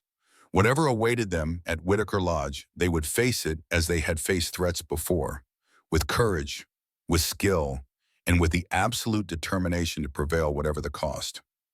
The rugged terrain north of Pine Ridge revealed itself in layers of shadow and stone as dusk approached. Here, the mountains rose more steeply, the forest grew denser, and the few roads that penetrated the wilderness twisted through narrow passes where ambushes had been laid since frontier days.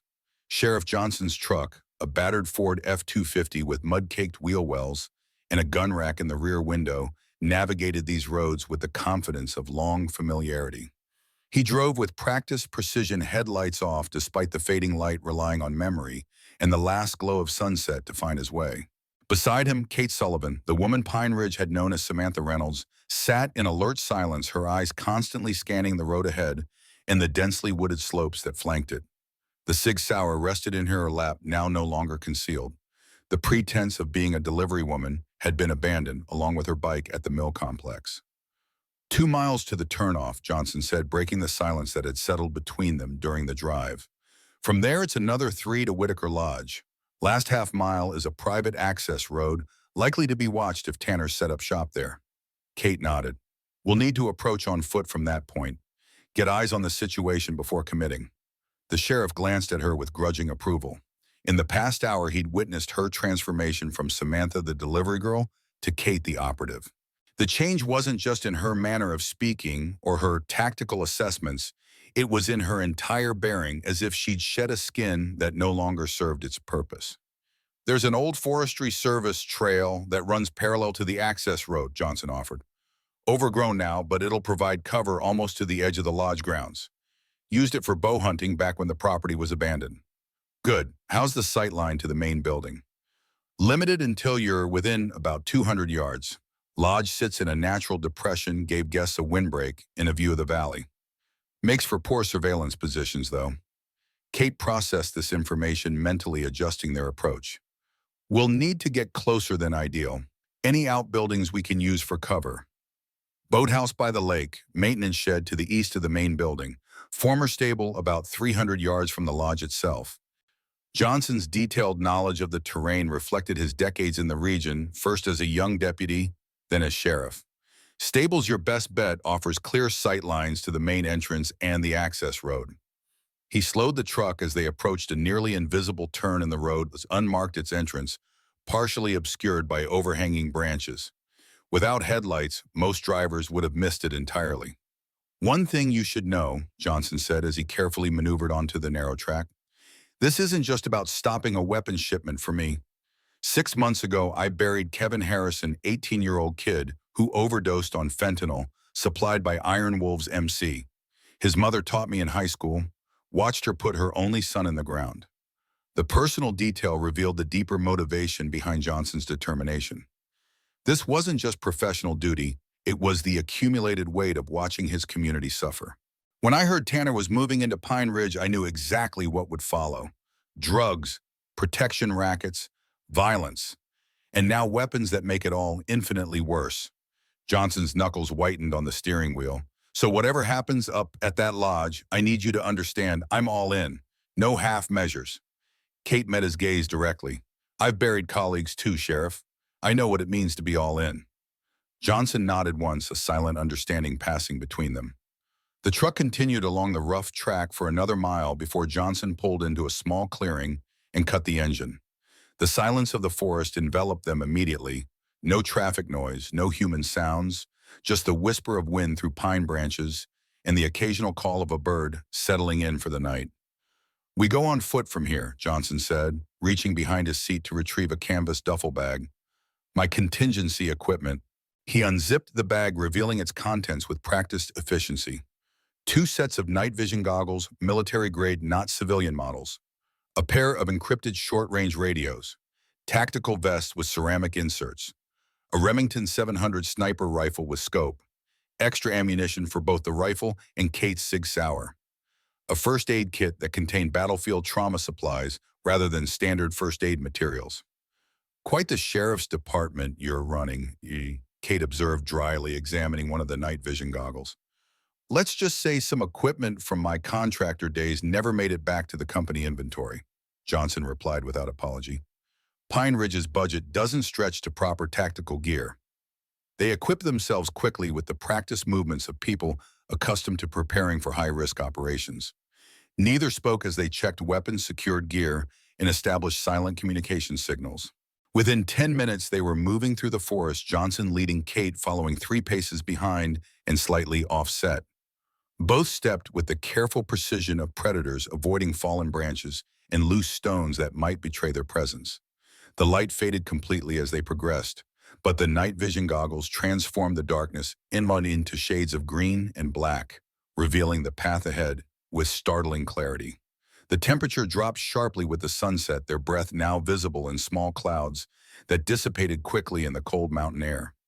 After 20 minutes of steady progress, Johnson raised a closed fist, the universal signal to halt. He knelt, pointing ahead to where the old forestry trail intersected with a wider, more recently used path. Access road to the lodge is 50 yards that way, he whispered, his voice barely audible. We follow the trail another quarter mile, then cut east to approach the stable.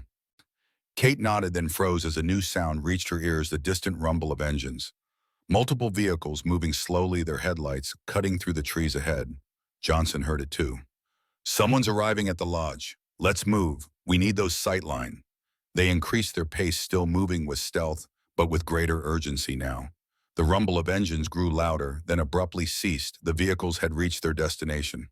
The forest thinned as they approached the edge of what had once been the lodge's grounds. Through gaps in the trees, Kate caught glimpses of a large structure silhouetted against the night sky. Whitaker Lodge, its imposing log and stone architecture, a reminder of more prosperous times.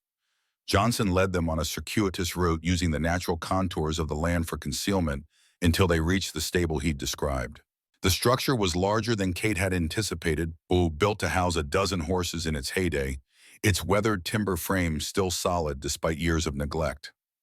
They approached from the rear, where a small door provided access without exposing them to sightlines from the main lodge. Inside, the stable was empty except for abandoned tack and the musty scent of hay long since removed. Johnson moved confidently through the darkness, to the front of the building where narrow windows had once allowed stable hands to monitor the horses. These windows now offered perfect surveillance positions, high enough to provide good sight lines while remaining difficult to spot from the outside. Kate joined Johnson at one of these windows, both now using the night vision goggles to assess the situation before them. The view confirmed their suspicions. Whitaker Lodge had been transformed from an abandoned retreat into an operational base with alarming efficiency. The main building, a 3-story structure of logs and stone, showed lights in several windows, despite blackout curtains designed to minimize visibility from outside. The massive parking area before it, once meant for the vehicles of corporate executives enjoying mountain retreats, now held a different fleet entirely. 3 black SUVs, 4 pickup trucks, each with off-road modifications.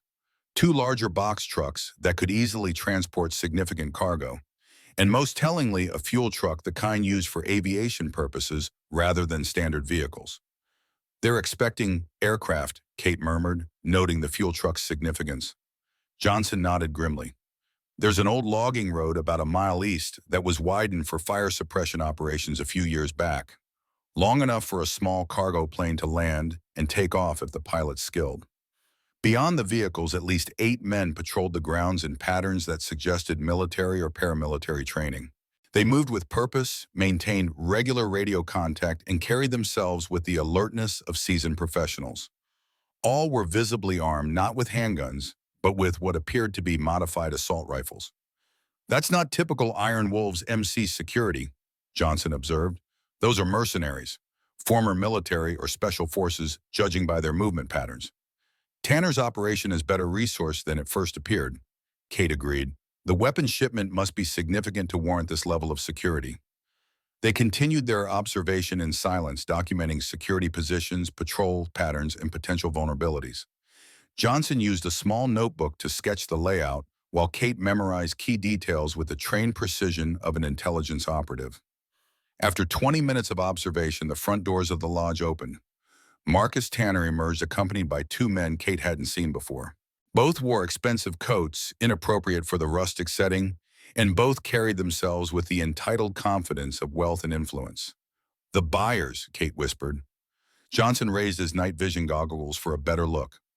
"The one on the left is Viktor Zakharov, Russian national with business interests across the West Coast. Suspected Bratva connections, but nothing proven. On the right, can't place him." "Ibrahim al-Farouk," Kate supplied, recognizing the second man from CIA briefings. "Ostensibly a Lebanese businessman.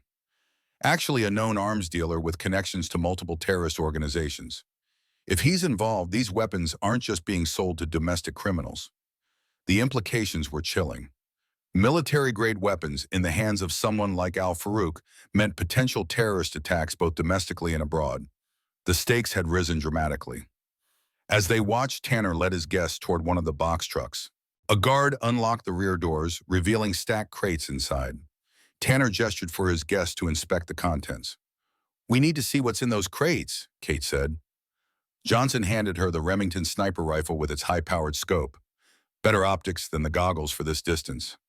Kate positioned the rifle on the window ledge, using its scope to observe the interaction at the truck. Through the magnified view, she could see al-Farouk examining what appeared to be a weapon removed from one of the crates. The item's distinctive profile was unmistakable. "FGM 148 Javelin," she said, her voice tight with recognition. "Anti-tank missile system, effective against armored vehicles, bunkers, and low-flying aircraft. Originally part of U.S. military aid to Ukraine." "Jesus Christ," Johnson muttered. "That's not street crime territory. That's terrorism. And that's just what they're showing the buyers now. The main shipment hasn't arrived yet."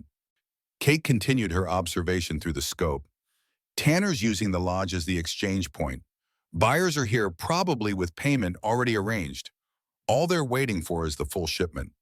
Johnson checked his watch. "If the timeline holds from your handler's intelligence, that's tomorrow night. Gives us less than 24 hours to plan and execute." Kate lowered the rifle, her mind already formulating options. "We need to alert federal authorities. This is beyond local law enforcement capability, even with our backgrounds." "Agreed, but we need hard evidence first. My previous attempts to get federal involvement were dismissed without proof." Johnson's expression hardened. "And we need a contingency plan in case they don't respond in time."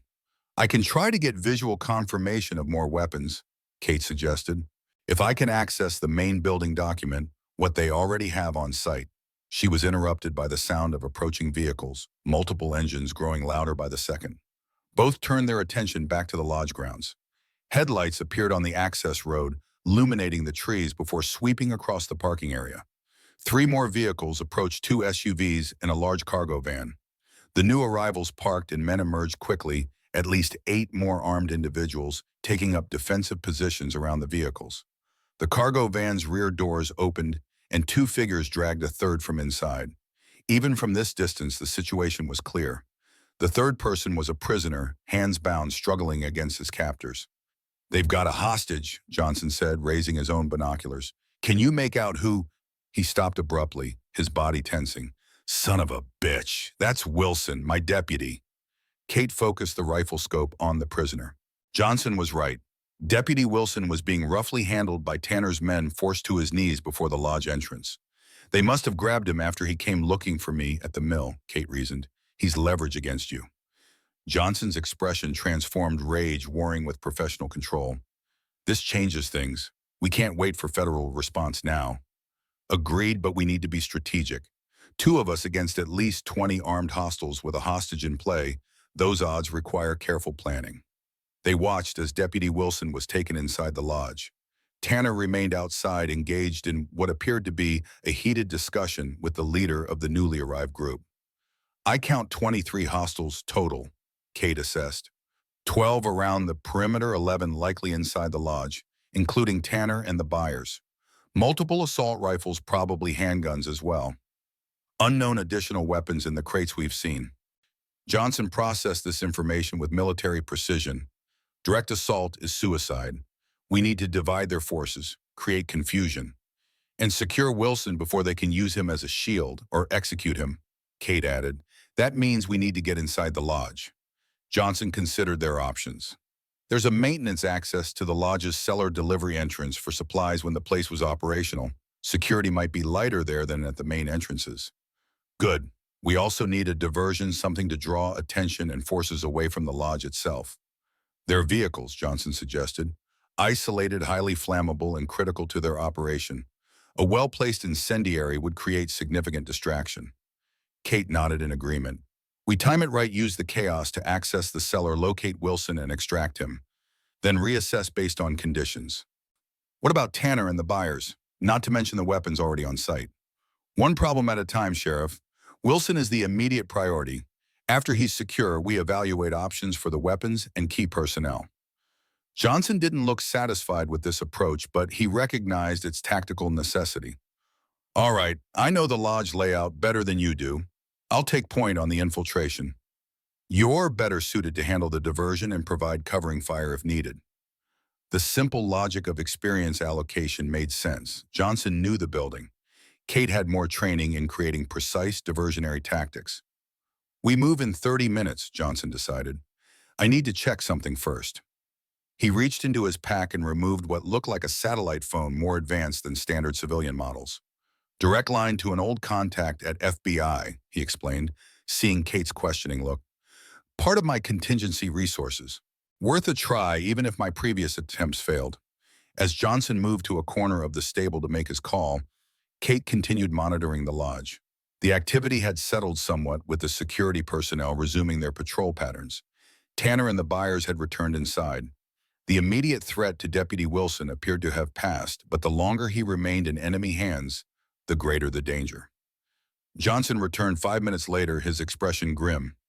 Contact confirms they're scrambling a tactical team, but nearest qualified personnel are in Portland. Best case scenario, they're 3 hours out.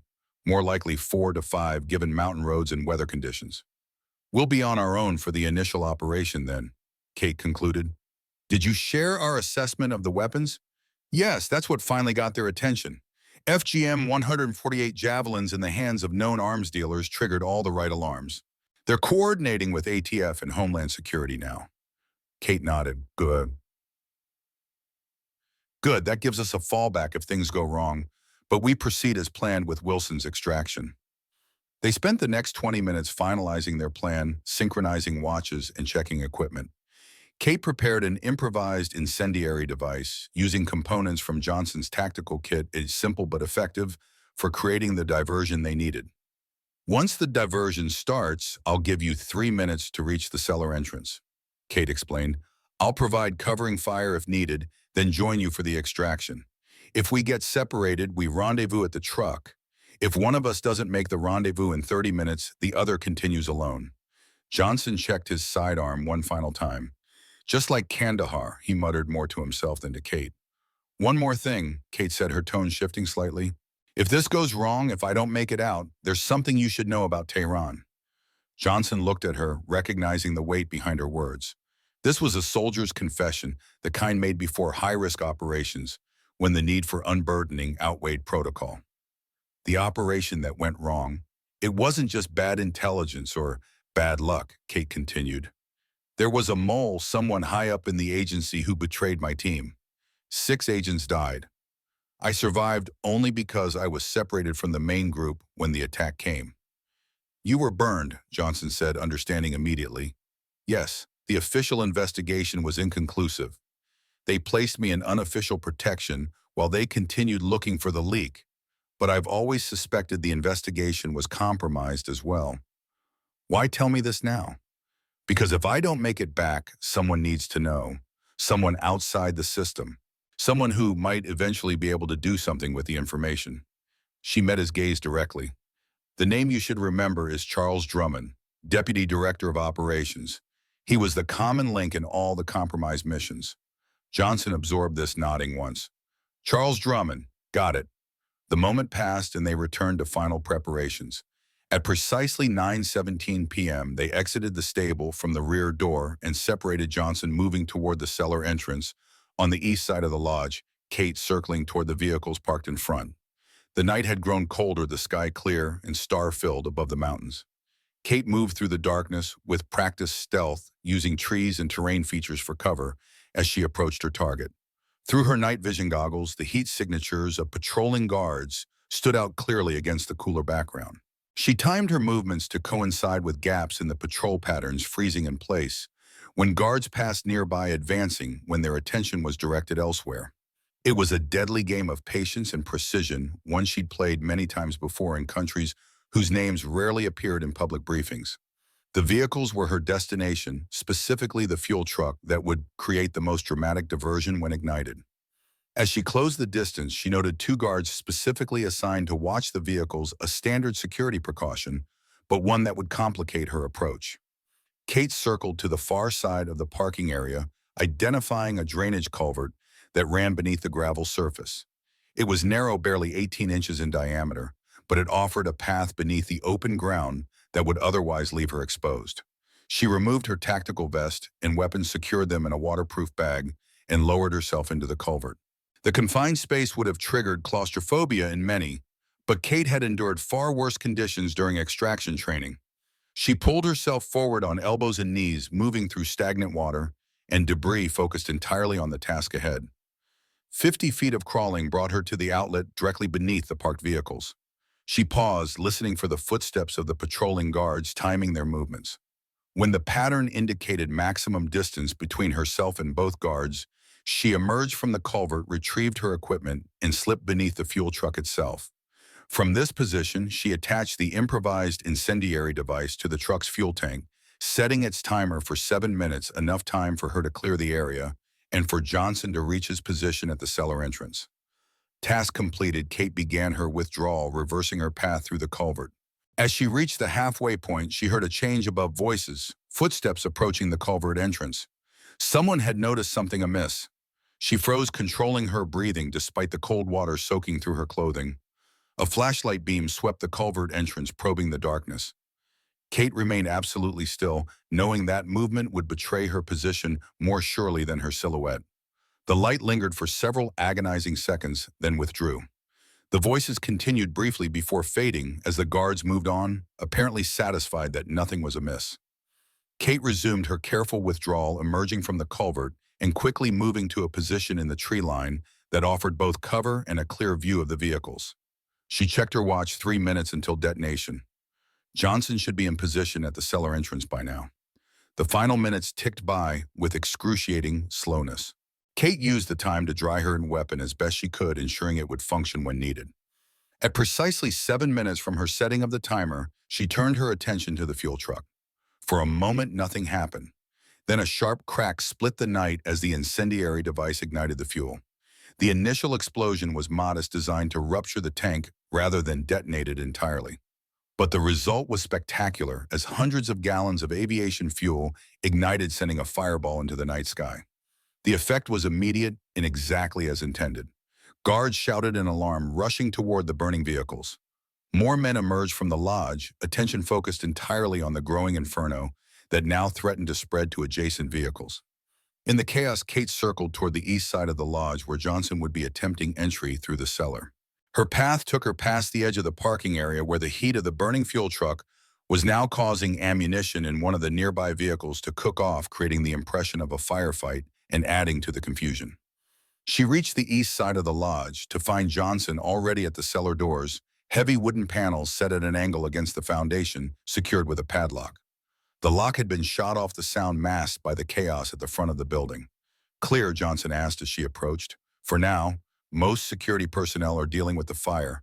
How long until it spreads to the building?"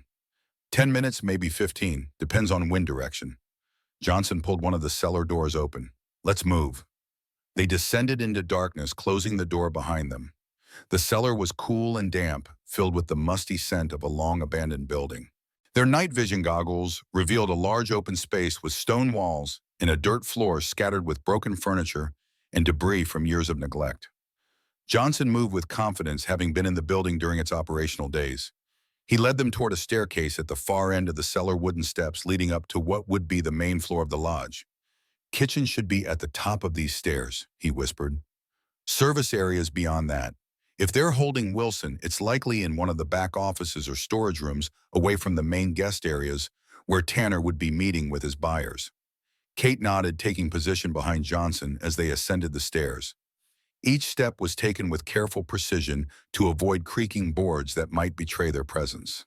At the top of the stairs, a door led to the kitchen, once a high-end facility for preparing meals for corporate retreats, now a dusty, cobweb-filled space with abandoned equipment. They moved through it quickly, reaching a swinging door that opened onto a service corridor.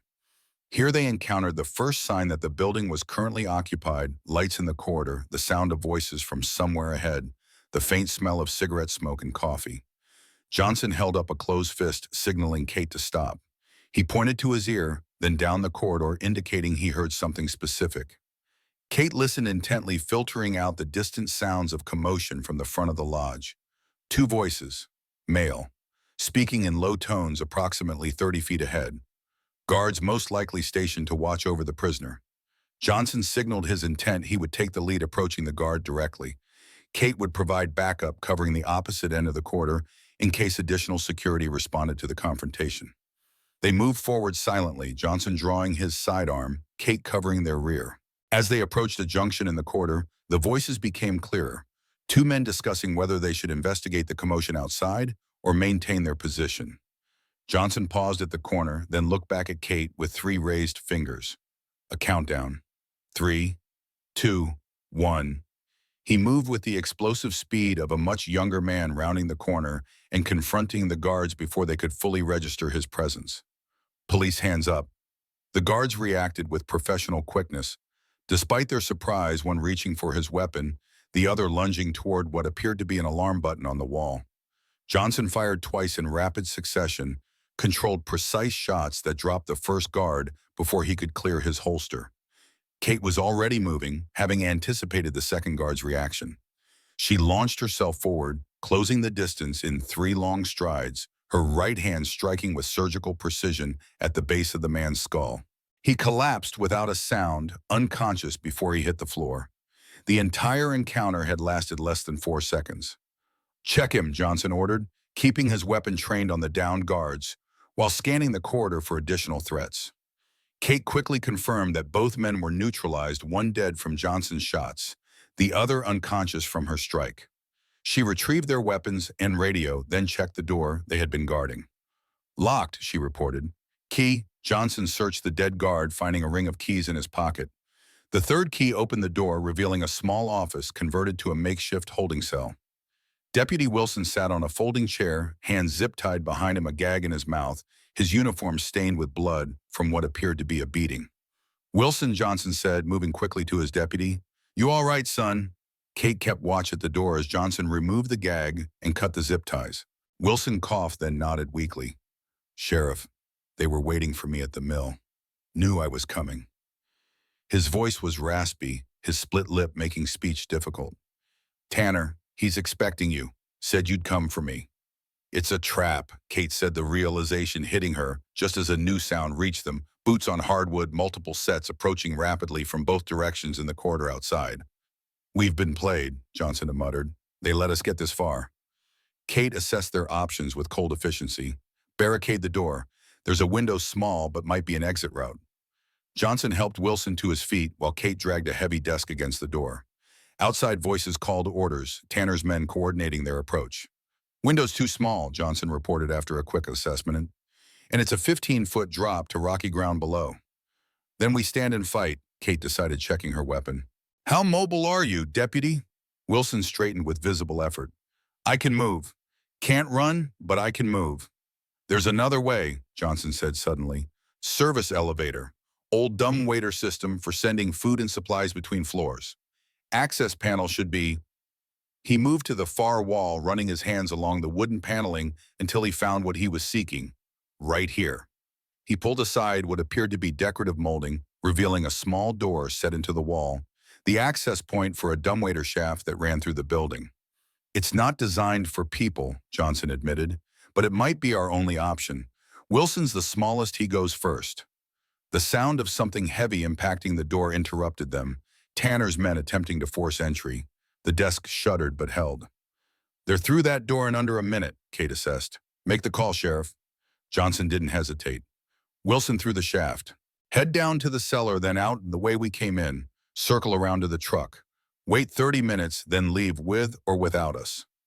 Wilson looked like he wanted to protest, but years of following Johnson's orders won out. He squeezed himself into the narrow shaft with difficulty, then began lowering himself down using the elevator's pulley system. You next, Johnson said to Kate. That's not happening as sheriff. I'm better in close quarters combat. You follow Wilson, I'll hold them here, then use the shaft when you're clear. Before Johnson could argue, another impact hit the door harder, this time the desk, sliding several inches across the floor. No time to debate, Kate insisted. Go. Now. Johnson recognized the logic of her argument, if not the self-sacrifice it entailed. 30 minutes at the truck, he said, then added, Charles Drummond, I won't forget. He squeezed into the dumbwaiter shaft, disappearing from view as he followed Wilson down toward the cellar. Kate turned her full attention to the door, which was now beginning to splinter under the assault from outside. She positioned herself behind an overturned filing cabinet, creating the best defensive position possible in the limited space. The door finally gave way with a crash of splintering wood, the desk shoved violently aside. Kate didn't wait for the attackers to enter. She fired immediately, 3 rapid shots through the doorway, rewarded with a cry of pain as at least one found its mark. Return fire filled the room, bullets thudding into the filing cabinet and surrounding walls. Kate remained disciplined, firing only when she had a clear target, making each shot count. 2 more attackers went down in the doorway, creating a momentary obstruction for those behind. She used the brief respite to glance at the dumbwaiter shaft. Johnson and Wilson should have reached the cellar by now, hopefully already outside and moving toward the rendezvous point. A new tactic from the attackers, a flashbang grenade tossed through the doorway. Kate recognized it instantly, closing her eyes and covering her ears just before it detonated. Even prepared, the concussive force was disorienting. She recovered quickly, firing again as shadows moved in the doorway. But the odds were worsening. Her ammunition was limited, the attackers numerous. It was time to extract. Kate fired her remaining rounds in a suppressive burst, then lunged for the dumbwaiter shaft. She squeezed into the narrow opening, bullets splintering the wall around her as she pulled the access panel closed behind her. The shaft was pitch black, the pulley system simple but functional. Kate lowered herself rapidly, ignoring the scrapes and bruises as her body contacted the rough walls of the shaft. Above, she could hear shouting as Tanner's men discovered her escape route. The descent took less than a minute. Kate emerged into the cellar, immediately alert for threats. It appeared empty, Johnson and Wilson presumably already outside. She moved quickly toward the cellar doors, aware that pursuers would be both behind her in the shaft and potentially waiting outside. At the cellar doors, she paused, listening. No immediate sounds of danger. She pushed one door open slightly, scanning the area beyond. The scene outside had changed dramatically. The fire had spread from the fuel truck to multiple vehicles, creating a wall of flame that illuminated the night. Figures moved urgently around the inferno, attempting to contain it before it reached the lodge itself. In the distance, the sound of sirens, local fire department, responding to the visible blaze. An unexpected complication, but potentially useful. The emergency response would create additional confusion, possibly drawing more of Tanner's forces away from their pursuit. Kate slipped through the cellar doors immediately, taking cover behind a stack of firewood piled against the lodge's foundation. From this position, she plotted her route to the forest edge and beyond that to the rendezvous point where Johnson's truck waited. She moved in short bursts using the chaos of the fire as cover. Twice she froze as guards passed nearby, their attention divided between the blaze and the search for intruders. Neither spotted her in the shifting shadows. At the forest's edge, Kate encountered her first direct opposition, the guard stationed specifically to watch this likely escape route. He stood vigilant, rifle raised and scanning the tree line methodically. No way to bypass him without being seen.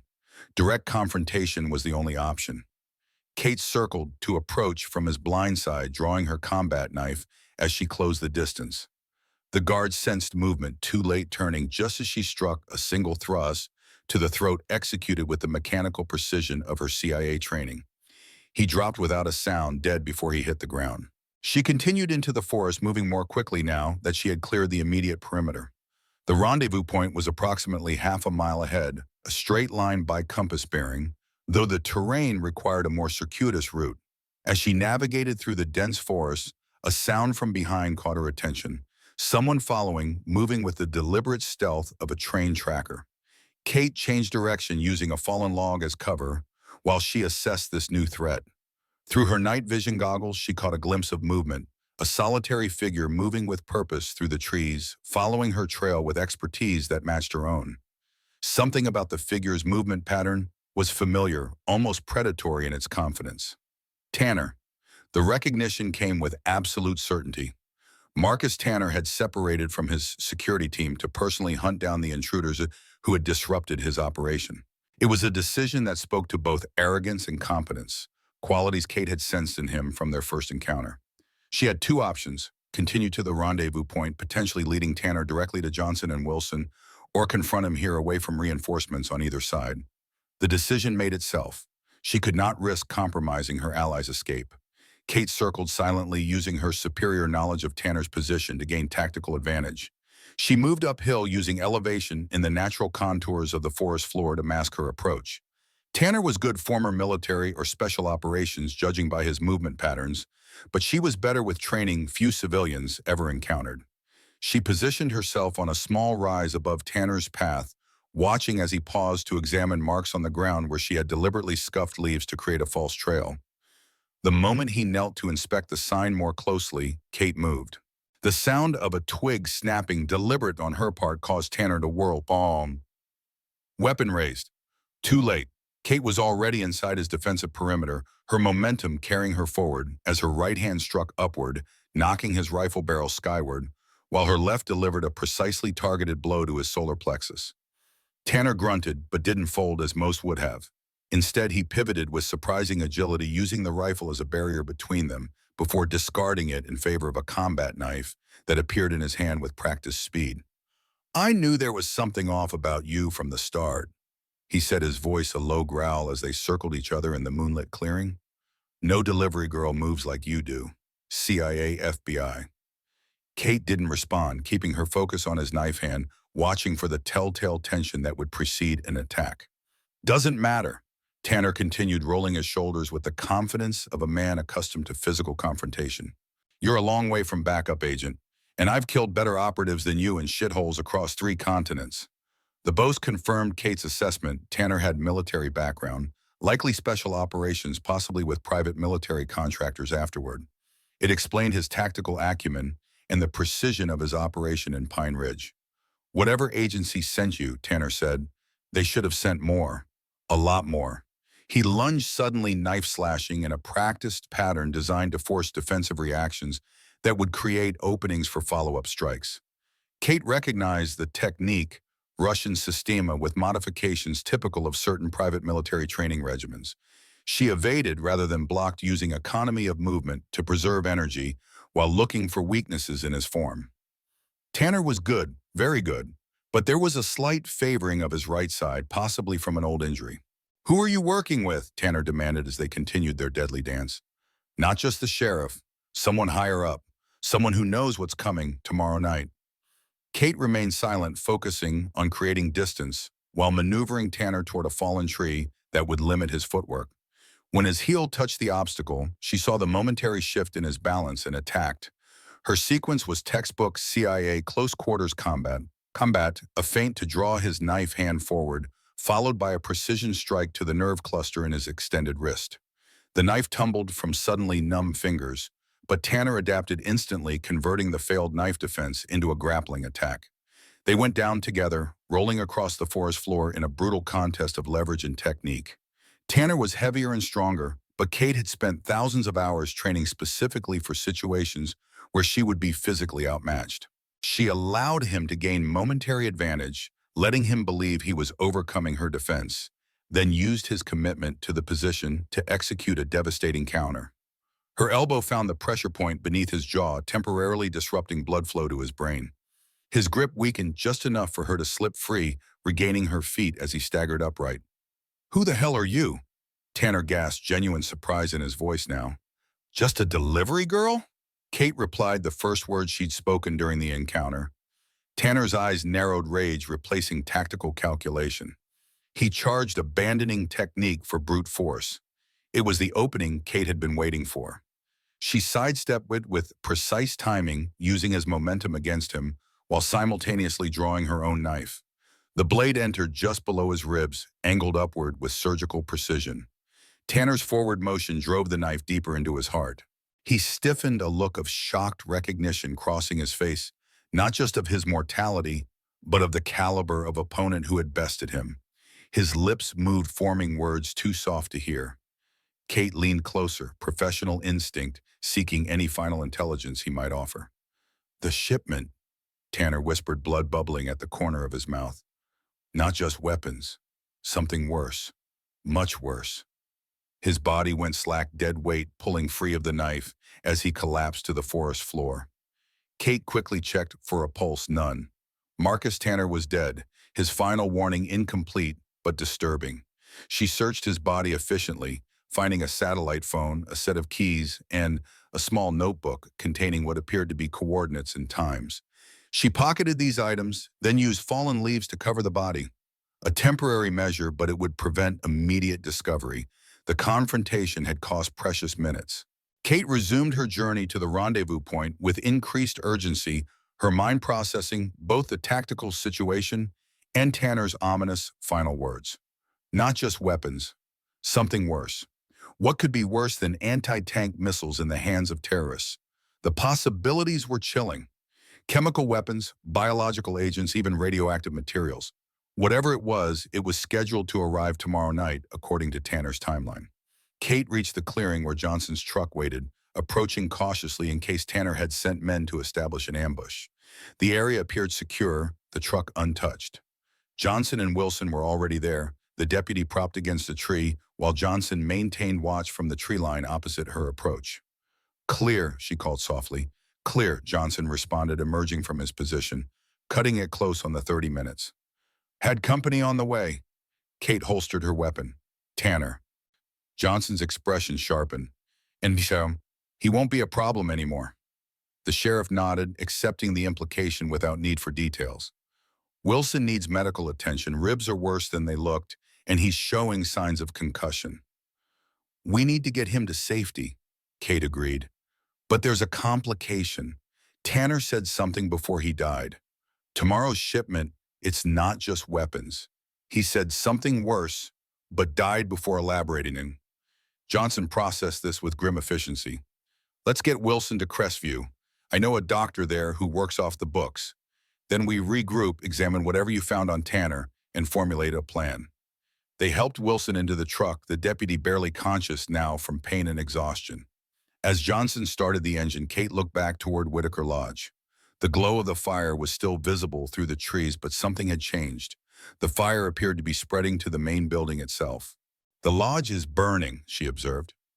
Johnson followed her gaze. "Might be accidental spread from the vehicles. Or Zakharov and Al-Farouk are destroying evidence and preparing to relocate," Kate finished. "Either way, it buys us time. The fire will draw emergency services, create confusion, possibly delay whatever they had planned." As they drove away from Whitaker Lodge, Kate examined the items she'd taken from Tanner. The satellite phone was encrypted, likely requiring specialized equipment to access. The keys included what appeared to be vehicle keys and several smaller keys that might open padlocks or storage containers. The notebook proved most valuable. In addition to coordinates and times, it contained a hand-drawn map of another location labeled simply Site B. The rough sketch showed what appeared to be an abandoned mining operation with notes about security positions, access routes, and a landing strip. Blackwater Mine. Johnson identified immediately when she showed him. Old copper operation about 15 miles north of Pine Ridge. Has its own airstrip from when it was operational. Been shut down for nearly a decade. Their backup location, Kate concluded, where they'll receive tomorrow's shipment now that Whitaker Lodge is compromised. Johnson nodded, his expression hardening with resolve. Then that's where we'll be waiting for them. Dr. Michael Chen's clinic occupied the back half of what had once been a general store in Crestview's modest downtown. At 11:42 p.m., its windows were dark, the closed sign prominently displayed. Johnson parked behind the building out of sight from the main street and wrapped a distinctive pattern on the rear door. A light came on inside and the door opened to reveal a slender Asian-American man in his early 60s, silver-streaked hair pulled back in a short ponytail, alert eyes quickly assessing the situation. "Robert," he said, nodding to Johnson. "Been a while. This doesn't look like a social call." "Need your help, Mike. My deputy's been worked over pretty good." Chen's gaze shifted to Wilson, who was now barely conscious in Johnson's supporting grip. "Bring him in. Examination room's ready." They followed Chen through a storeroom into a surprisingly well-equipped medical facility. Modern diagnostic equipment shared space with more traditional healing implements. Evidence of Chen's unique approach, combining Western medicine with traditional Chinese practices. "What happened?" Chen asked as he helped Wilson onto an examination table. "Professional hospitality from some new arrivals in Pine Ridge," Johnson replied grimly. "Need to keep this off the books, Mike." Chen nodded, already examining Wilson's injuries. "Like old times then. Kandahar Field Hospital, 2008. "You were in Kandahar?" Kate asked, surprised. "Combat surgeon, 31st Combat Support Hospital," Chen confirmed without looking up from his work. "Patched this one up after an IED took out his convoy. Saved his leg when others wanted to amputate." He glanced at Johnson. "Still got that shrapnel in your hip?" "Only when it rains," Johnson replied with grim humor, "or snows, or when the wind blows from the east." Chen's experienced hands continued their assessment of Wilson's injuries. 3 broken ribs, dislocated shoulder concussion, and numerous contusions. Nothing life-threatening, but he needs rest and monitoring. "Can he stay here?" Johnson asked. "Of course, I have a recovery room in back." Chen administered a sedative to ease Wilson's pain. "But Robert," he fixed Johnson with a pointed look, "whatever you're involved in, it's escalated beyond your usual territory. These injuries weren't inflicted by drunk hunters or local troublemakers. This was methodical." "I'm aware," Johnson replied, "and it's being handled." Chen seemed to accept this, turning his attention back to treating Wilson. As he worked, Johnson stepped outside to make another call on his satellite phone. Kate remained in the clinic, studying Tanner's notebook more carefully. "You've worked with them before," Chen said suddenly, his voice low enough that only Kate could hear. "Agency people." Kate maintained a neutral expression. "What makes you say that?" "The way you move. The way you observe. The fact that Robert brought you here to his most trusted contact outside official channels." Chen administered an injection to Wilson's IV line. "I served 3 tours in Afghanistan, 2 in Iraq. I know agency personnel when I see them." "I'm not here officially," Kate said carefully. "None of you ever are in places like this." There was no judgment in Chen's tone, only weary recognition. "Whatever's happening in Pine Ridge must be significant to bring someone with your training into Robert's jurisdiction." "It is. Significant enough that we can't afford to fail." Chen nodded, seeming to accept this as sufficient explanation. "Robert's a good man, one of the best I've served with. He'll see this through, whatever it is." Johnson returned from his call, his expression grimly satisfied. "FBI tactical team is diverted directly to Whitaker Lodge, ETA 3 hours.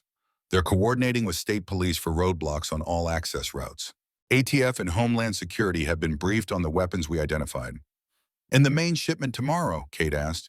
"They're setting up surveillance at the logging road we identified as a potential landing strip. Drone coverage starting at dawn." The pieces were falling into place. Federal authorities were responding with appropriate urgency now that concrete evidence had been provided. The immediate threat at Whitaker Lodge would be contained. "What about our intel on Blackwater Mine?" Kate pressed, showing him the notebook. "If Zakharov and Al-Farouk are relocating there with whatever survived the fire—" "I included that in my briefing," Johnson confirmed, "but resources are limited. The FBI team will secure Whitaker Lodge first, then reposition to Blackwater Mine as reinforcements arrive from Portland. That could create a critical window of vulnerability," Kate pointed out. "If the shipment arrives before federal forces can reposition, then we need to be there," Johnson concluded. "Eyes on the ground, ready to provide real-time intelligence and delay the operation if necessary until backup arrives." After ensuring Wilson was stable and comfortable, they prepared to leave. Chen pulled Johnson aside for a brief private conversation while Kate gathered their remaining equipment. "Whatever you're facing," Chen said to Johnson, "be careful. I'm too old to be patching you up again."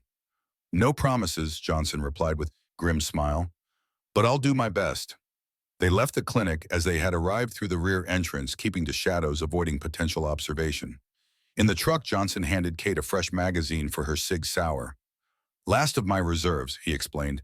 "Make them count." As they drove back toward Pine Ridge, Johnson kept the headlights off, navigating by moonlight and memory. The road wound through dense forest, climbing steadily into the mountains north of town. "How's your FBI contact getting access to drone surveillance on such short notice?" Kate asked, breaking the silence that had settled between them. "Not FBI," Johnson replied.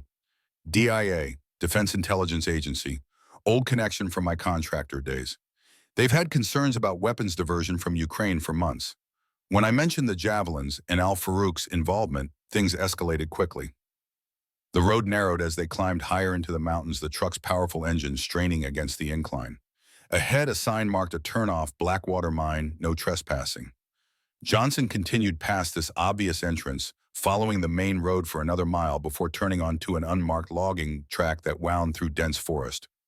"Back way in," he explained. "Maintenance access that doesn't appear on most maps. Used it for search and rescue training with my deputies years ago." The track was barely wide enough for the truck branches scraping against the windows as they advanced slowly through the darkness. After 20 minutes of careful navigation, Johnson pulled into a small clearing and cut the engine. "We walk from here," he said. "Mine complex is about a mile northeast. This approach keeps us above their likely security perimeter, gives us good observation positions."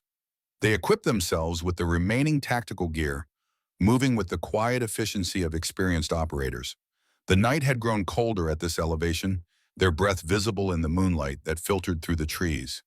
As they prepared to move out, Johnson paused, his expression somber. "About Tanner, his last words, something worse than weapons. Any thoughts on what that might mean?" Kate had been considering this since the encounter. "Several possibilities, none good. Chemical agents, biological materials, radiological components. All would be catastrophic in terrorist hands. And all would require specialized handling and transport," Johnson noted. "Might explain the elaborate security preparations." They moved through the forest with practiced stealth, climbing steadily toward a ridgeline that would overlook the abandoned mine complex. The terrain was challenging, loose shale, fallen logs, dense underbrush, but both navigated it with the competence of those accustomed to operating in difficult conditions. At the ridgeline, they settled into observation positions behind a natural rock formation that offered both concealment and a commanding view of the valley below. Through binoculars, the Blackwater Mine complex spread before them, a collection of industrial buildings, equipment yards, and the mine entrance itself carved into the mountainside. Despite its supposedly abandoned status, the complex showed clear signs of recent activity. Security lighting had been established around key buildings. 2 SUVs and a cargo truck were parked near what had once been the mine's administrative building. Most significantly, the airstrip, a straight stretch of packed earth and gravel that ran along the valley floor, had been recently graded and marked with portable runway lights. "They're preparing for an aircraft," Johnson observed, "just as we suspected." Kate studied the security arrangements through the rifle scope. "I count 6 personnel on patrol, professional pattern, consistent intervals, plus probably another 4 to 6 inside the buildings based on lighting and movement. Zakharov and Al-Farouk. No visual confirmation yet, but given the security presence, they're likely already here or expected soon." Johnson checked his watch.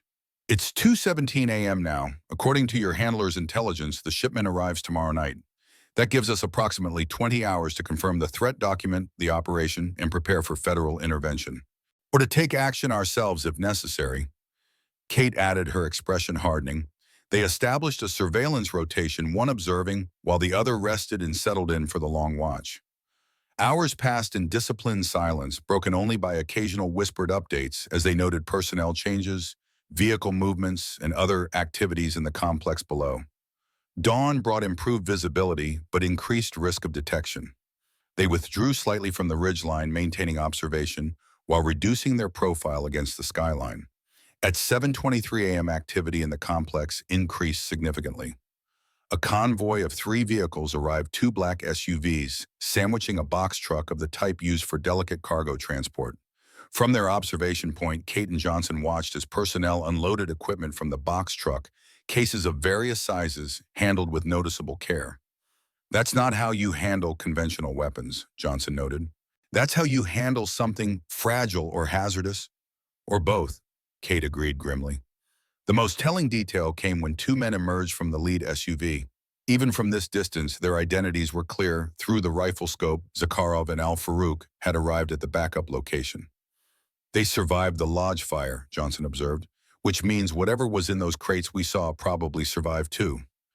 Along with whatever plans they had for the main shipment tonight, Kate added, we need to get this intelligence to your DIA contact immediately. Johnson used his satellite phone to relay their observations, including the confirmed presence of the arms dealers and the suspicious handling of cargo.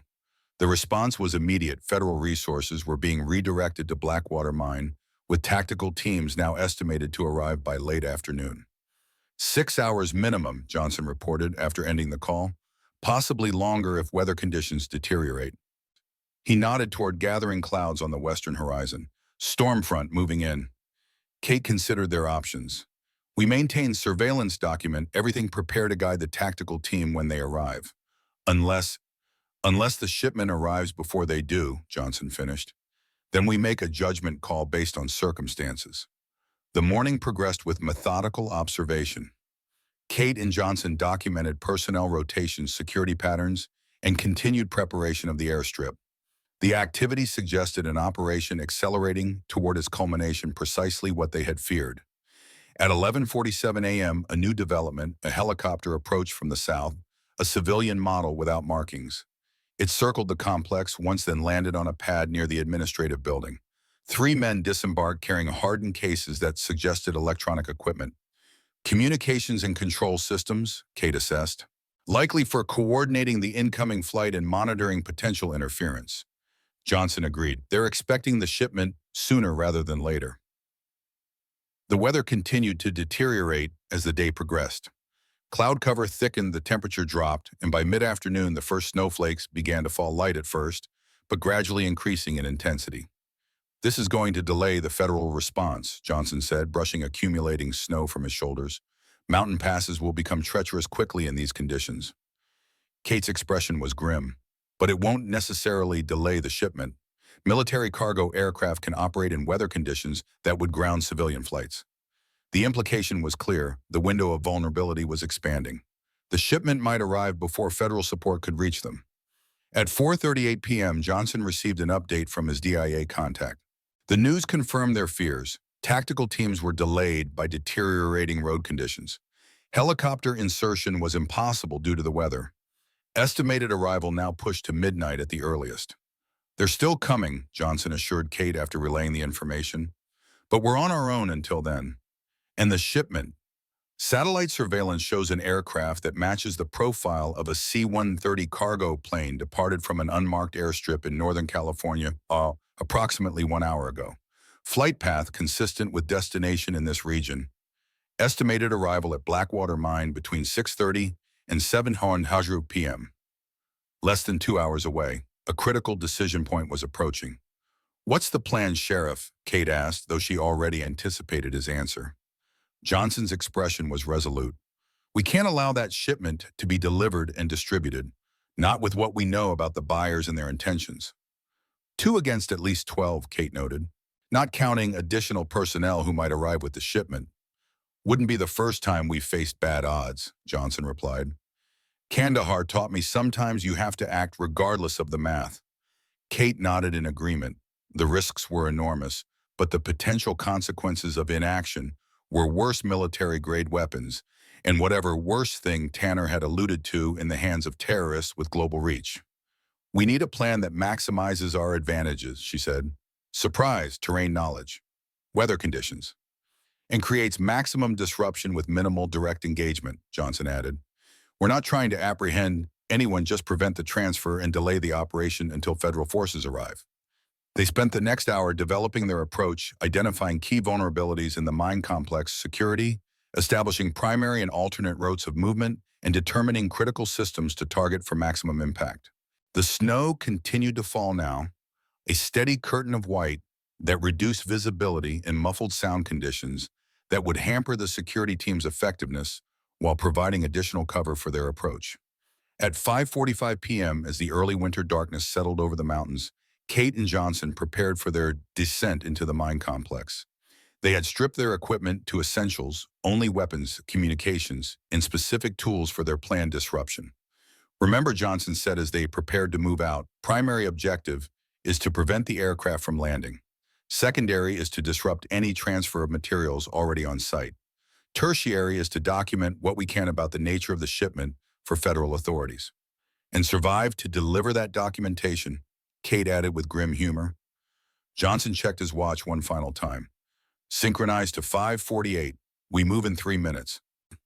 As they waited for the designated time, Kate found herself reflecting on the improbable partnership that had formed in just 48 hours. Sheriff Robert Johnson, a small-town law enforcement officer who had proven to be far more than his modest title suggested, a man whose dedication to his community mirrored her own commitment to national security, despite their very different paths. Whatever happens down there, she said quietly, it's been an honor, Sheriff. Johnson met her gaze with the steady confidence of a man who had faced death before and made his peace with it. Likewise, Agent Sullivan, let's make it count. At precisely 5:48 p.m., they began their descent toward Blackwater Mine, where a shipment with potential global implications was less than an hour from arrival. Two warriors from different worlds united by a common purpose and a shared understanding of what duty demanded. The final confrontation awaited. 6 months later, the spring sunshine warmed the wooden bench where Kate Sullivan sat watching Pine Ridge's annual Founders Day parade make its way down Main Street. American flags fluttered from every lamppost, their colors vibrant against the clear blue sky. Children waved sparklers despite the daylight, their faces alight with excitement as fire trucks rolled past with sirens blaring. Beside her, Sheriff Johnson applauded as the high school marching band performed a slightly off-key rendition of Stars and Stripes Forever. His left arm was still in a sling. The third surgery to repair damage from that night at Blackwater Mine had been just 3 weeks ago. Doctor says I'll have full range of motion back by fall, he commented, catching her glance at the sling. Just in time for hunting season. Chen knows his work, Kate replied, though I'm not sure the surgeon who removed those bullet fragments would approve of you hauling a rifle through the mountains quite so soon. Johnson's smile was wry. What the Portland doctors don't know won't hurt them. The parade continued, Deputy Wilson now leading a group of Cub Scouts past their position. His recovery had been slower. 3 broken ribs and a concussion required months of rehabilitation, but he was back on full duty now, his experience at Whitaker Lodge having earned him a reputation for toughness that commanded respect throughout the county. Neither Kate nor Johnson spoke of that final confrontation at Blackwater Mine often. The official reports classified at the highest levels documented their actions in clinical terminology that failed to capture the desperate intensity of that snowy night. How they had disabled the runway lighting system, plunging the airstrip into darkness just as the cargo plane began its approach. How Johnson had used his hunting knowledge to strategically position charges that triggered a controlled avalanche, blocking the only road access to the mine. How Kate had infiltrated the communications center, destroying equipment essential for coordinating the weapons transfer. And most critically, how they had documented the nature of the something worse Tanner had mentioned with his dying breath, a case of weapons-grade biological agents intended for terrorist cells operating in major U.S. cities. The discovery had elevated the operation from significant to historic, resulting in commendations that neither of them would ever be able to acknowledge publicly. The federal response, when it finally arrived in the early hours of the following morning, had found a scene of carefully orchestrated chaos, security systems, disabled communications, disrupted, and the weapons shipment undelivered, as the cargo aircraft had been forced to divert to an Air Force base where it was promptly seized. Zakharov and Al-Farouk had escaped in the confusion, but their operation was destroyed. Their network exposed, and international manhunts were now underway, with unprecedented cooperation between agencies. "Any word on your next assignment?" Johnson asked, breaking the comfortable silence between them. Kate shook her head. "Not yet. Debriefings are still ongoing. The agency is reassessing certain leadership positions in light of what we uncovered." Charles Drummond, the deputy director she had named as a potential mole, was now under intensive counterintelligence investigation. The evidence trail from Blackwater Mine had led to disturbing connections that validated her long-held suspicions about Tehran. "Well," Johnson said, his tone deliberately casual, "Pine Ridge could always use another deputy. Wilson's been asking when you might consider a career change." Kate smiled, knowing the offer was only half joking. In the months since Blackwater Mine, she had returned to Pine Ridge regularly, officially to assist with the ongoing investigation, unofficially, because something about this small mountain town and its people had become important to her. "I'll keep that in mind," she replied, "though I'm not sure the quiet life would suit me." Johnson's laugh was genuine. "After what we've seen, I think we both know there's no such thing as the quiet life, just different kinds of storms." The parade was ending now, the crowd dispersing toward the park where food vendors and carnival games awaited. Johnson stood adjusting his sling with a grimace that he quickly masked. "Speaking of storms," he said, "Chen tells me you've been asking about Afghanistan, about what happened after the IED hit our convoy." Kate nodded, not surprised that the doctor had mentioned their conversations. "Professional curiosity, filling in gaps. That's not what Chen thinks." Johnson's gaze was direct but not accusatory. "He thinks you're looking for something specific, something about why David Harris was in that convoy in the first place." Kate remained silent, neither confirming nor denying. Some questions were still too dangerous to articulate openly, even between trusted allies. "Whatever you're looking for," Johnson continued after a moment, "just remember you're not alone in the search anymore. Partners watch each other's backs in the field and after." The simple statement carried weight far beyond its words. In the world Kate had inhabited for 14 years, trust was a luxury rarely afforded and even more rarely warranted. Yet here in this unlikely place with this unexpected ally, she had found something she'd stopped believing existed. "I'll remember that," she said simply.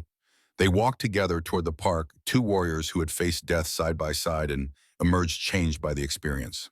The future held uncertainties for both Johnson's recovery, Kate's next assignment, the ongoing repercussions of what they had uncovered at Blackwater Mine. But in this moment, under the spring sunshine, in a town that had initially been just another hiding place, but had somehow become something more, Kate Sullivan allowed herself to acknowledge a truth she had long denied. Sometimes the most valuable weapon in your arsenal isn't your training or your experience, or even your willingness to sacrifice. Sometimes it's knowing that when you yank someone off their comfortable path, you might discover they're exactly the ally you never knew you needed. In the shadows of Pine Ridge, where pines tower like sentinels and secrets hide in mountain mist, the most dangerous predators never announce their presence. They watch, they wait, they deliver. A woman who once killed with government sanction found purpose in a small town that needed her particular skills. A sheriff who carried the weight of his community discovered an ally in the most unexpected place. Together they stood against forces that would have crushed them individually. The wounds have healed mostly. Scars remain, some visible, others hidden beneath pressed uniforms and practiced smiles. The town continues unaware of how close it came to becoming a footnote in a classified report on terrorist activity. The locals still speak of the mysterious fire at Whitaker Lodge, of the FBI agents who came and went without explanation. But in quiet moments when the mountain wind carries whispers of what might have been, Kate Sullivan and Sheriff Johnson share a look that says more than words, the silent understanding between warriors who've faced death together and chosen life. Perhaps that's the truest measure of strength, not what you can destroy, but what you're willing to protect, even when every logical calculation says to walk away. What would you risk to save a place that was never truly yours?